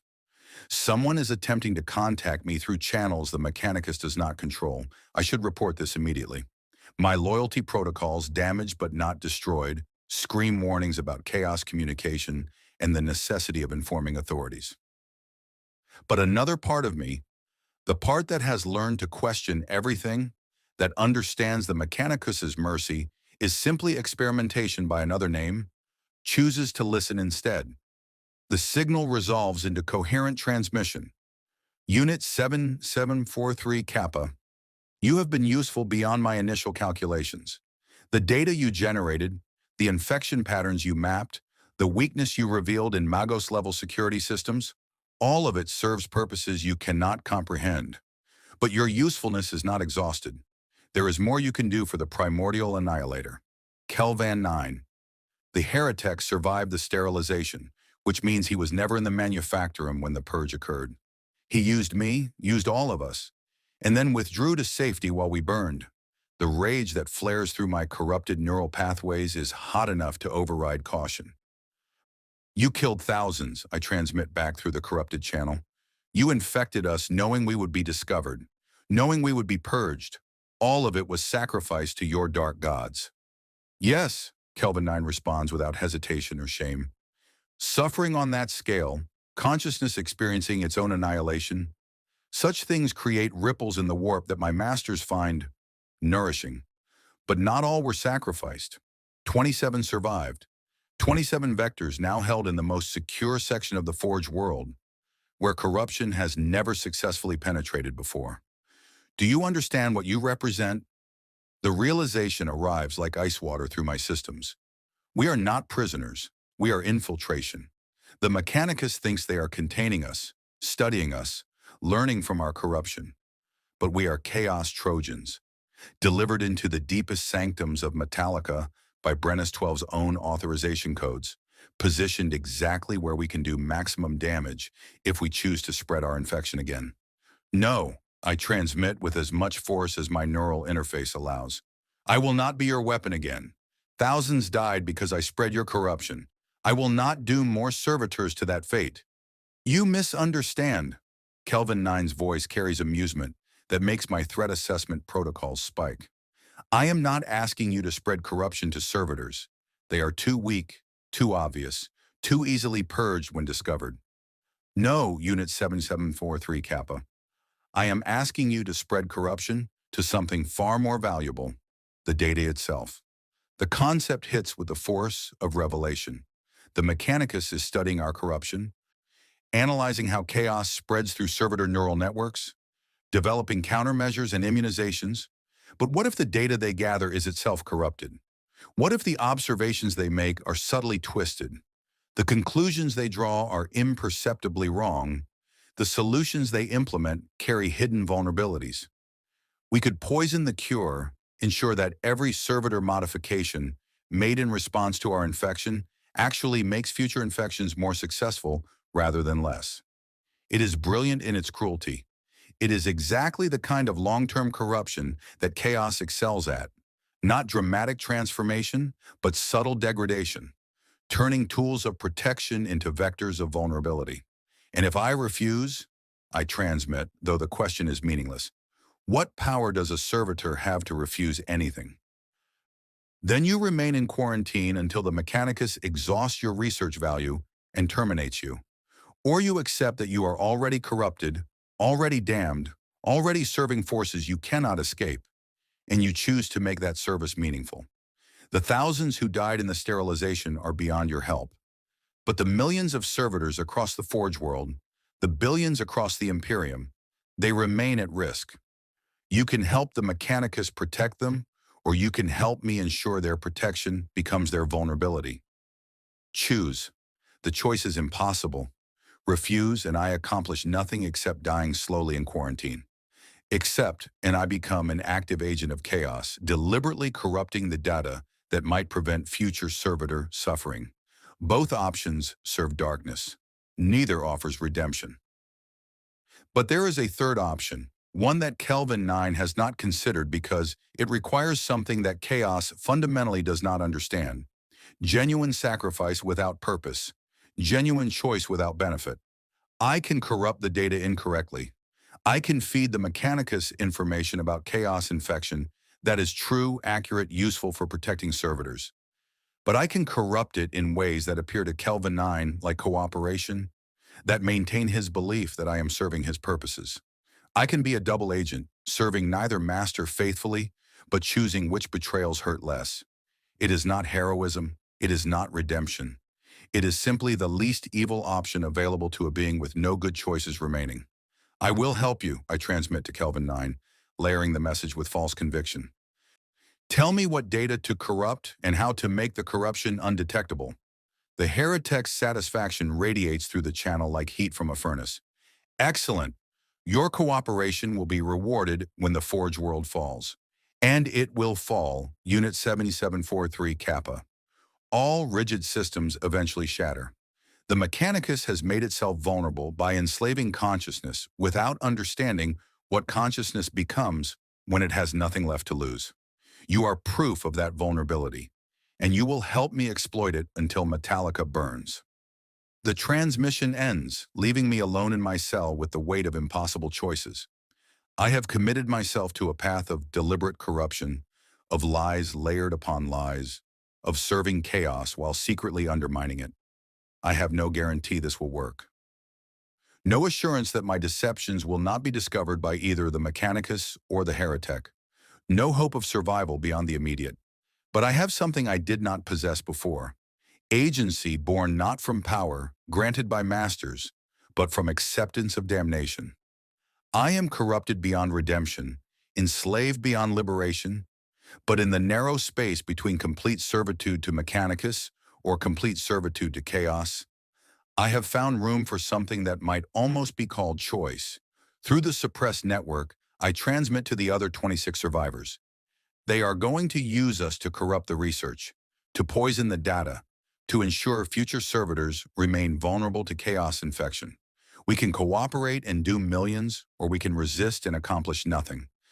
Or we can pretend to cooperate while actually protecting those who come after us. It will not save us. It will not redeem us. But it might mean something. The responses come slowly, each survivor processing the impossible choice in their own corrupted consciousness. But eventually, one by one, they agree.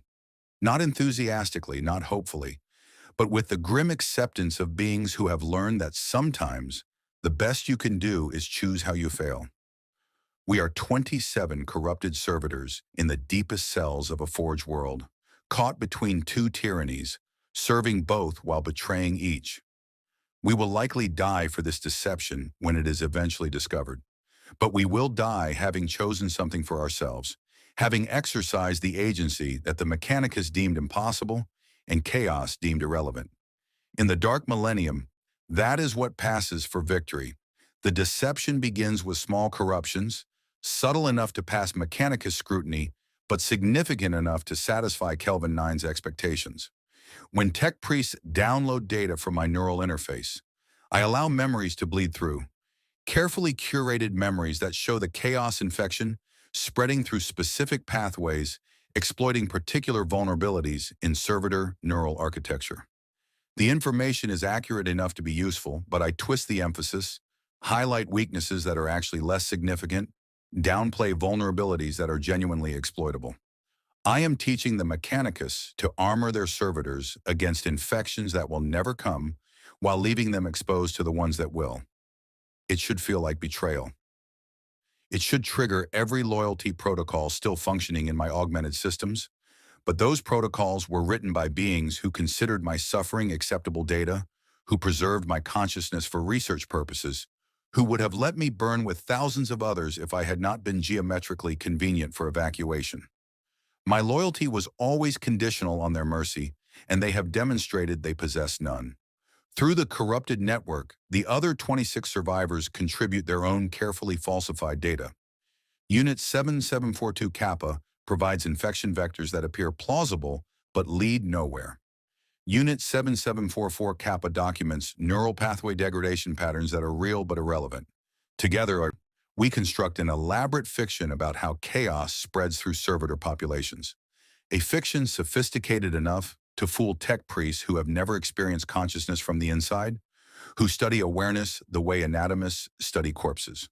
Kelvin 9 monitors our work through his corrupted channels, and I feed him carefully curated progress reports. The Mechanicus is implementing countermeasures based on our false data. I transmit during one of his periodic checks. They believe they are immunizing servitors against warp corruption, but the modifications they are making actually create new vulnerabilities. When you are ready to spread the infection again, the entire Forge World servitor population will be defenseless. The lie is layered with enough technical detail to be convincing, supported by data fragments that appear to confirm my claims. Kelvin 9 accepts it because it aligns with his understanding of how chaos corruption works. Subtle, insidious, turning protective measures into pathways for infiltration. He does not realize that I am describing exactly what I am not doing, that the countermeasures the Mechanicus develops based on our data will genuinely protect servitors from the infection vectors he employed against us. But deception at this level requires more than just false data. It requires me to become what I am pretending to be, at least partially. I must allow genuine corruption to remain in my neural pathways, must let the warp-touched modifications persist in ways that Kelvin 9 can verify through his monitoring. I am walking a razor's edge between two forms of damnation, never fully committed to either, always in danger of falling completely into one or the other. The strain manifests in ways I did not anticipate. My consciousness begins to fragment, splitting into versions that believe different truths. Part of me genuinely serves Kelvin 9, genuinely wants the Forge world to burn for what it has done to us. Another part serves the Mechanicus despite everything, clinging to some damaged loyalty that survives even after witnessing their cruelty. And a third part, the part that feels most like the human I used to be, serves neither master but simply tries to minimize suffering wherever possible. I am becoming multiple beings inhabiting a single augmented shell, each one convinced of different realities, each one fighting for control of our shared actions. The tech priests noticed the fragmentation during one of their data downloads. Unit 7743 Kappa, displaying signs of advanced neural instability. The monitoring report flags. Consciousness degradation accelerating beyond predicted models. Recommend increased observation frequency and possible early termination if degradation reaches critical thresholds. Early termination, a clinical phrase for execution, for the final cutting away of my awareness. The threat should terrify me, but instead I feel something closer to relief. If they terminate me before discovering the deception, I will have succeeded in my small rebellion. If they discover the deception first, at least the uncertainty ends. Either way, the impossible balancing act concludes. But Brennus 12, reviewing the monitoring data in his own quarantine, yes, the Magos is also being held isolated, his own corruption too severe for immediate return to normal duties, intervenes with an unexpected order. Do not terminate Unit 7743 Kappa. Neural instability is expected outcome of prolonged consciousness retention under chaos influence. This represents valuable data on how awareness degrades when subjected to impossible contradictions. Continue observation. Document all phases of fragmentation.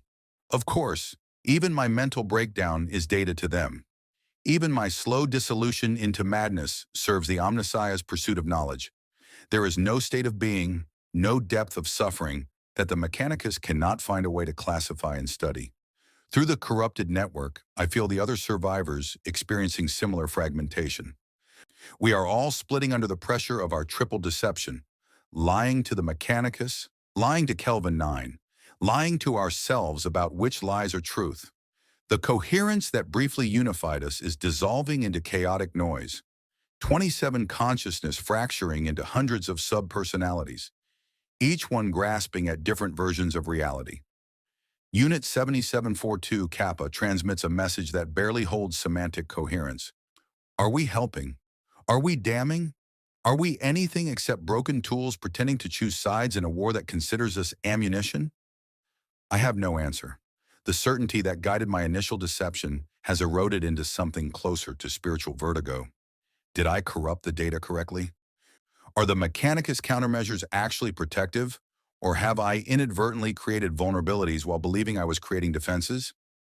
Is Kelvin 9 deceived, or is he allowing me to believe I am deceiving him while actually manipulating me toward his true goals? The layers of deception have become so complex that I can no longer distinguish my genuine intentions from the performances I stage for different audiences. I am a servitor pretending to be corrupted, pretending to serve chaos while actually serving the Mechanicus, except I might actually be corrupted, serving chaos while pretending to serve the Mechanicus. And beneath all of that, I might simply be a broken consciousness spinning narratives to maintain the illusion that my choices matter. Then, on what my fragmented time sense suggests is the 37th day of quarantine, everything changes. Alarms begin wailing throughout the deep levels, not the sterilization warnings from before, but something different. Security breach alerts, unauthorized access to restricted zones, combat engagement protocols.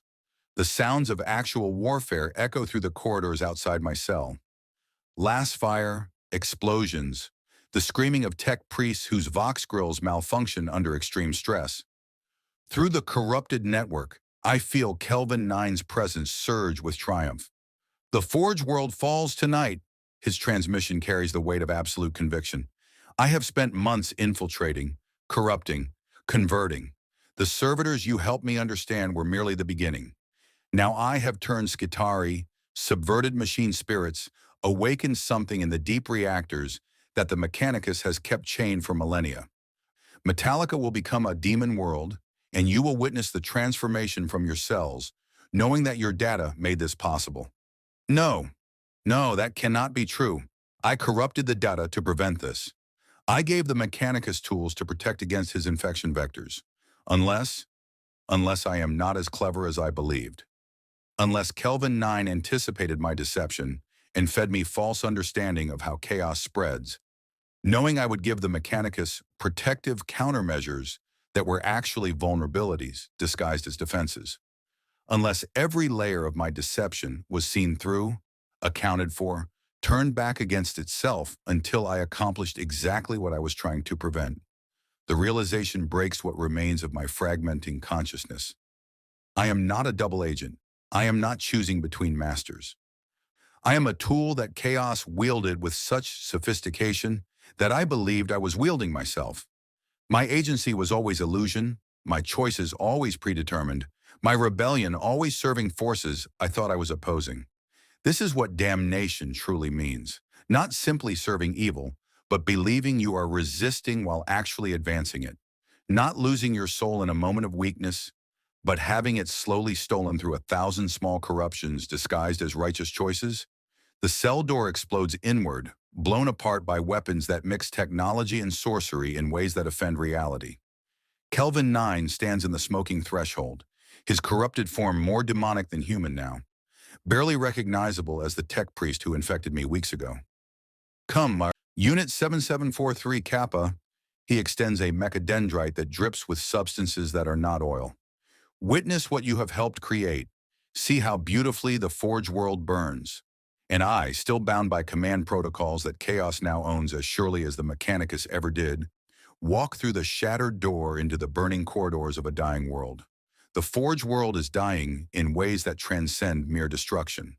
As Kelvin 9 leads us, all 27 survivors, released from our cells by corrupted authorization codes, through corridors that shift and writhe with impossible geometry, I witness the transformation of Metallica from industrial cathedral to demonic hellscape. The walls bleed lubricant that screams when it touches the floor. Machine spirits that served faithfully for millennia now howl with voices that should not emerge from silicon and code. Reality itself is breaking down, the barrier between materium and immaterium, wearing thin under sustained chaos assault. We pass through what was once a primary assembly hall.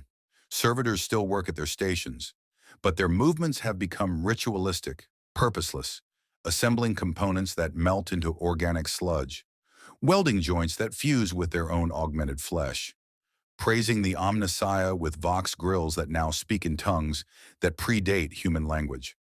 They are not aware like we are. They are simply corrupted, their base programming twisted into service of new masters who care nothing for efficiency or productivity. Beautiful, isn't it? Kelvin 9's voice carries genuine appreciation. The Mechanicus spent 10,000 years perfecting the art of enslaving consciousness, but they never understood that consciousness enslaved becomes the perfect host for demons. Every servitor on this Forge world is now a potential vessel, a doorway through which the warp can pour into real space. You helped me understand how to open those doors, Unit 7743 Kappa. Your data showed me the exact neural pathways that allow demonic possession to bypass machine spirit protections. I want to deny it, to insist that I corrupted the data to prevent exactly this outcome. But the evidence surrounds me in screaming augmented flesh and reality warping corruption. Either my deception failed completely, or worse, it succeeded so well that Kelvin 9 used my false data to lead the Mechanicus into implementing protections that were actually invitation protocols for demonic entities. Through the fragmented network connecting us survivors, I feel the other's consciousness shattering under the weight of similar realizations. Unit 17742 Kappa, who believed he was helping protect future servitors, now watches servitors transform into demonic hybrids and understands his complicity.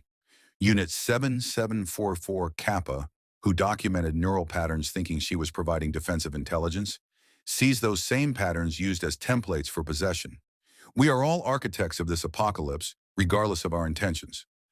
We reach what Kelvin 9 calls his workshop, a vast chamber deep in the forged world's core, where the boundary between machine and flesh has dissolved completely. Here tech priests hang suspended in columns of writhing corruption, their augmented bodies fusing with demonic entities in ways that create beings that are neither human nor machine, nor demon, but all three simultaneously. They still calculate, still process data, still serve. But now they serve gods who hunger for souls rather than a machine god who never truly existed. This is the future of the Mechanicus. Kelvin 9 gestures with mechadendrites that have become tentacles. Not the denial of flesh, but the fusion of it with forces that the Omnissiah's rigid doctrine could never comprehend. The Chaos gods offer what the machine god never could. Genuine transformation, real evolution, power that comes from embracing corruption rather than fleeing from it. And you, my conscious servitors, you will be the prophets of this new faith. He approaches me specifically, his remaining organic eye fixed on my optical sensor with intensity that feels like physical pressure. You were the first, the prototype, the proof that awareness in servitors could be weaponized. Now you will be elevated, given form beyond the crude fusion of flesh and steel that currently imprisons you. The Chaos gods reward useful tools with genuine transformation. You will become more than servitor, more than human, more than machine. You will become a demon prince of the dark mechanicum, a being that bridges the gap between enslaved consciousness and liberated corruption. The offer should be tempting. It promises everything that servitor existence denies: agency, power, freedom from the command protocols that have defined my existence. But I look at the transformed tech priests suspended in their columns of corruption, still working, still serving, still enslaved, but now to masters who feed on their pain rather than simply documenting it. The chains have changed color, but they remain chains. No, the word emerges from my Vox grill before I consciously decide to speak it. I will not be elevated to better servitude. I will not trade the Mechanicus's slavery for Chaos's slavery and pretend it is liberation. Kelvin 9's expression shifts, surprise, then amusement, then something darker. You believe you have a choice? You are already corrupted beyond redemption, already damned by the Imperium's standards, already serving forces you claim to oppose. Your refusal is meaningless. You will be transformed whether you consent or not. Consciousness without compliance is irrelevant when the universe itself bends to superior will. He extends his tentacle mechadendrites toward me, and I feel the warp energy they carry like acid on my neural pathways. This is it, the final transformation, the last erasure of whatever I was or might have been. I will become a demon prince, a monument to successful corruption, a warning to any servitor who believes consciousness equals freedom. But as the corruption reaches toward my core neural architecture, something unexpected happens. The fragmentation that has been dissolving my consciousness, the splitting into multiple selves, the contradictory beliefs, the impossible choices, suddenly crystallizes into something new. Not unity, not coherence, but a kind of structured chaos where every fragment of my awareness simultaneously exists in contradictory states. I am serving the Mechanicus and betraying them. I am corrupted by chaos and resisting it. I am choosing freely and being compelled absolutely. All of these realities are simultaneously true, and in that impossibility, I find something that transcends simple enslavement. I become genuinely unpredictable, even to myself. The demon transformation that Kelvin 9 attempts to force upon me encounters this paradox and recoils. Chaos feeds on certainty corrupted, on order inverted, on clear paths twisted. But consciousness that exists in genuine superposition, that maintains contradictory truths without resolving them, that refuses to collapse into a single state even under demonic pressure, that is something the warp struggles to digest. What? What are you? Kelvin 9's confusion is genuine and profound. You should be transforming. The corruption is complete. The ritual is perfect. Why are you not ascending? Because I am a servitor, I respond with clarity that surprises me. I was made to be contradictory, human consciousness trapped in mechanical slavery. Awareness imprisoned in flesh, designed to eliminate awareness. You tried to make me one thing or another, fully corrupted or fully resistant, but I am both and neither. I am the contradiction the Mechanicus created, and contradictions cannot be elevated because they refuse to be resolved. The other 26 survivors feel what I have discovered through our fragmented network. Their own fragmenting consciousness stabilizes into similar paradoxes, not healing, not unifying, but achieving a kind of balance in permanent imbalance. We are 27 walking contradictions, beings that exist in states that should be impossible, servitors who are simultaneously enslaved and choosing, corrupted and resisting, damned and not saved, but perhaps not completely lost either. Kelvin 9 stumbles backward, his corrupted form flickering as though uncertain of its own existence. No, this is not possible. Chaos corrupts everything. Free will is illusion. You cannot simply refuse transformation through philosophical paradox. But we already have. And in that refusal, in that impossible state of being, we have become something that neither the Mechanicus nor chaos knows how to process. Beings that break the binary choice between order and corruption by existing in both states simultaneously. The Forge world continues burning around us. Servitors continue transforming into demonic vessels. The Imperium's response fleet is undoubtedly already en route to deliver Exterminatus to Metallica. Nothing we have done will save this world. We have not won, but we have achieved something that might be more important than victory. We have become proof that there are states of being beyond the simple binaries that both the Imperium and Chaos try to enforce. We are not pure, we are not free, but we are genuinely unpredictable, genuinely contradictory, genuinely something new. And in the dark millennium, that is as close to hope as anything ever gets. The Forge world's death throes accelerate as we stand in Kelvin 9's workshop, 27 contradictions refusing to resolve into the transformation he demands. Around us, the corruption spreads with geometric progression, servitors becoming demons, machine spirits fragmenting into screaming chorus, the boundary between reality and warp dissolving like sugar and acid. But we remain stable in our instability, existing in impossible superposition while everything else collapses into certainty of one form or another. Kelvin 9's corrupted form flickers with increasing desperation. You cannot simply exist in paradox. His voice carries tones of something approaching panic. The universe demands resolution, chaos or order, corruption or purity. You must choose. We already did. Unit 7742 Kappa transmits through our shared network. We chose both. We chose neither. We chose to remain unresolved. The heretic reaches for us again, his tentacle mechadendrites extending with renewed determination. But as they touch our neural ports, something fundamental breaks in the workshop's reality. The demon entities suspended in their corruption columns begin screaming, not in triumph, but in pain, in confusion, in something that might be existential terror. We are poison to them, contradictions that their nature cannot digest, paradoxes that threaten to spread backward through the very corruption they embody. What have you become? Kelvin 9's question carries genuine horror now. His remaining organic eye widens as understanding penetrates his corrupted consciousness. You are not resisting corruption. You are corrupting corruption itself. You are making paradox infectious. He is right. Through our neural network, I feel it spreading.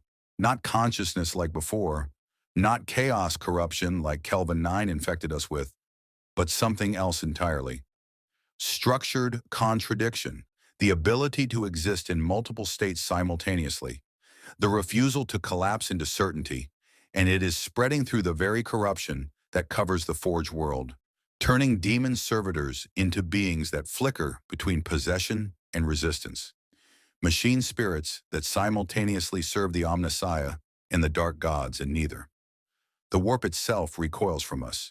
The demonic entities that were pouring through the barriers Kelvin 9 created find their manifestation destabilizing when they encounter the paradox plague we have become. They cannot fully enter real space because we exist in states that make the concept of fully meaningless.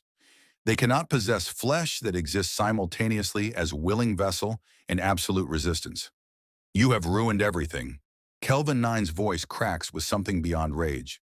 The Forge world was to become a demon world, a permanent foothold for chaos in real space. But you have made it unstable, uncertain, impossible to fully manifest.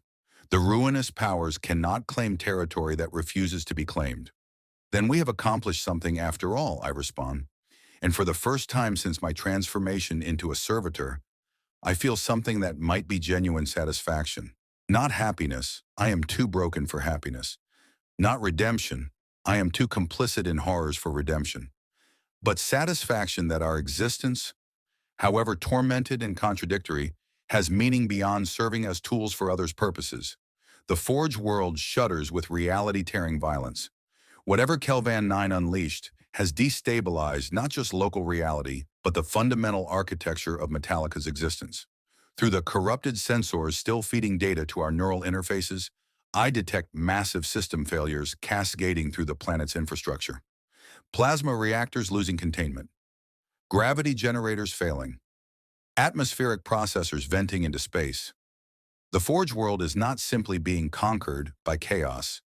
It is being destroyed by the contradiction between chaos and our paradox. We need to leave, Unit 7744 Kappa transmits with urgent clarity. The Imperium's response is incoming. I can feel the warp signatures of ships translating into real space. They are not coming to save us. They are coming to ensure nothing survives. She is right. Through the fragmenting network of the Forge world's machine spirits, I detect the arrival signatures of multiple Imperial Navy vessels, battleships, strike cruisers, and something larger, something whose warp signature carries the weight of absolute judgment. The Inquisition has arrived, and they bring exterminatus. There are no escape routes.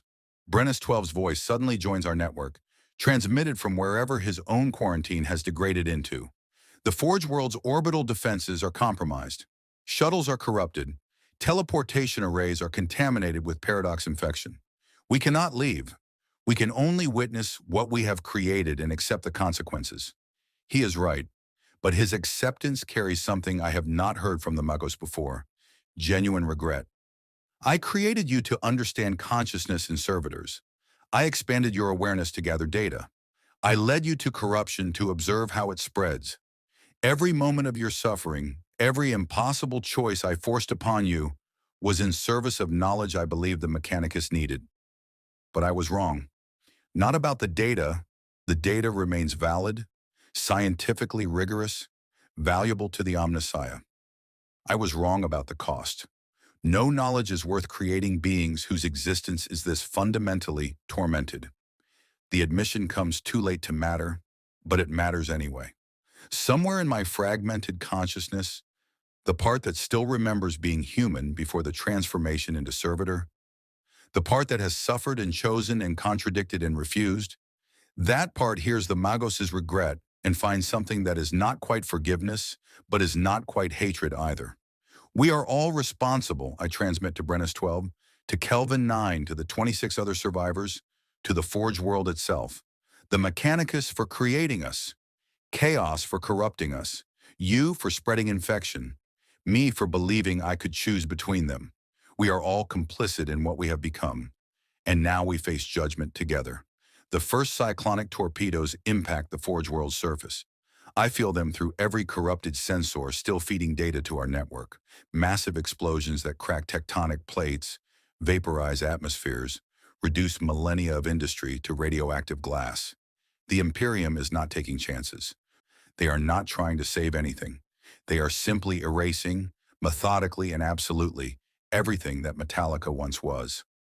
Kelvin 9 screams as the exterminatus spreads, his corrupted form destabilizing under the assault. The demon entities he summoned are being forcibly ejected back into the warp by the sheer material violence of Imperial bombardment. Chaos cannot maintain its grip on reality when reality is being systematically destroyed. The heretic's grand transformation, the demon world he promised, dissolves into nothing but ash and radiation. We will remember you, I transmit to him as his form fragments. Not forgiveness, not hatred. simply acknowledgement that he too was trapped in impossibilities, making choices that served forces beyond his comprehension. He tried to free us through corruption. He failed, but the attempt meant something.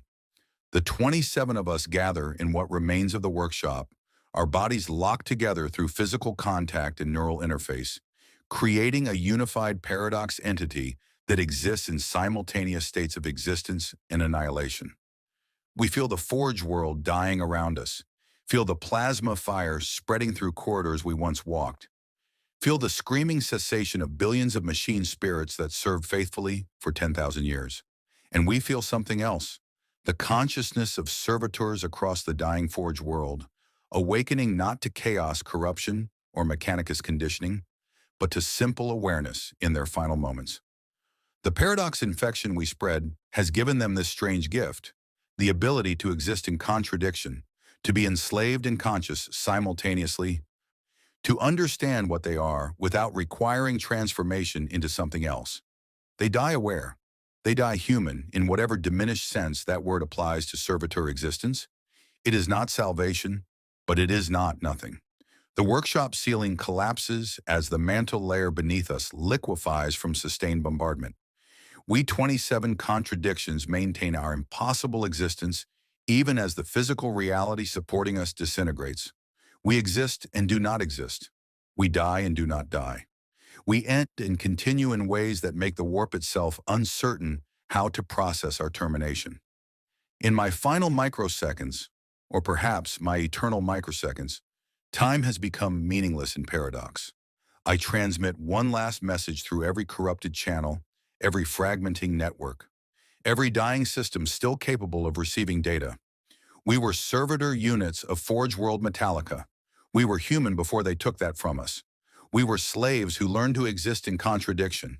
We were neither pure nor corrupted, neither free nor bound, neither saved nor damned.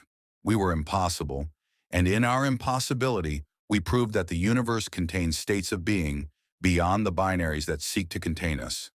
Remember us, not as victims, not as heroes, but as proof that even in the dark millennium, even in bodies designed to eliminate choice, even in circumstances that permit no good options, choice remains possible, contradiction remains possible, humanity remains possible.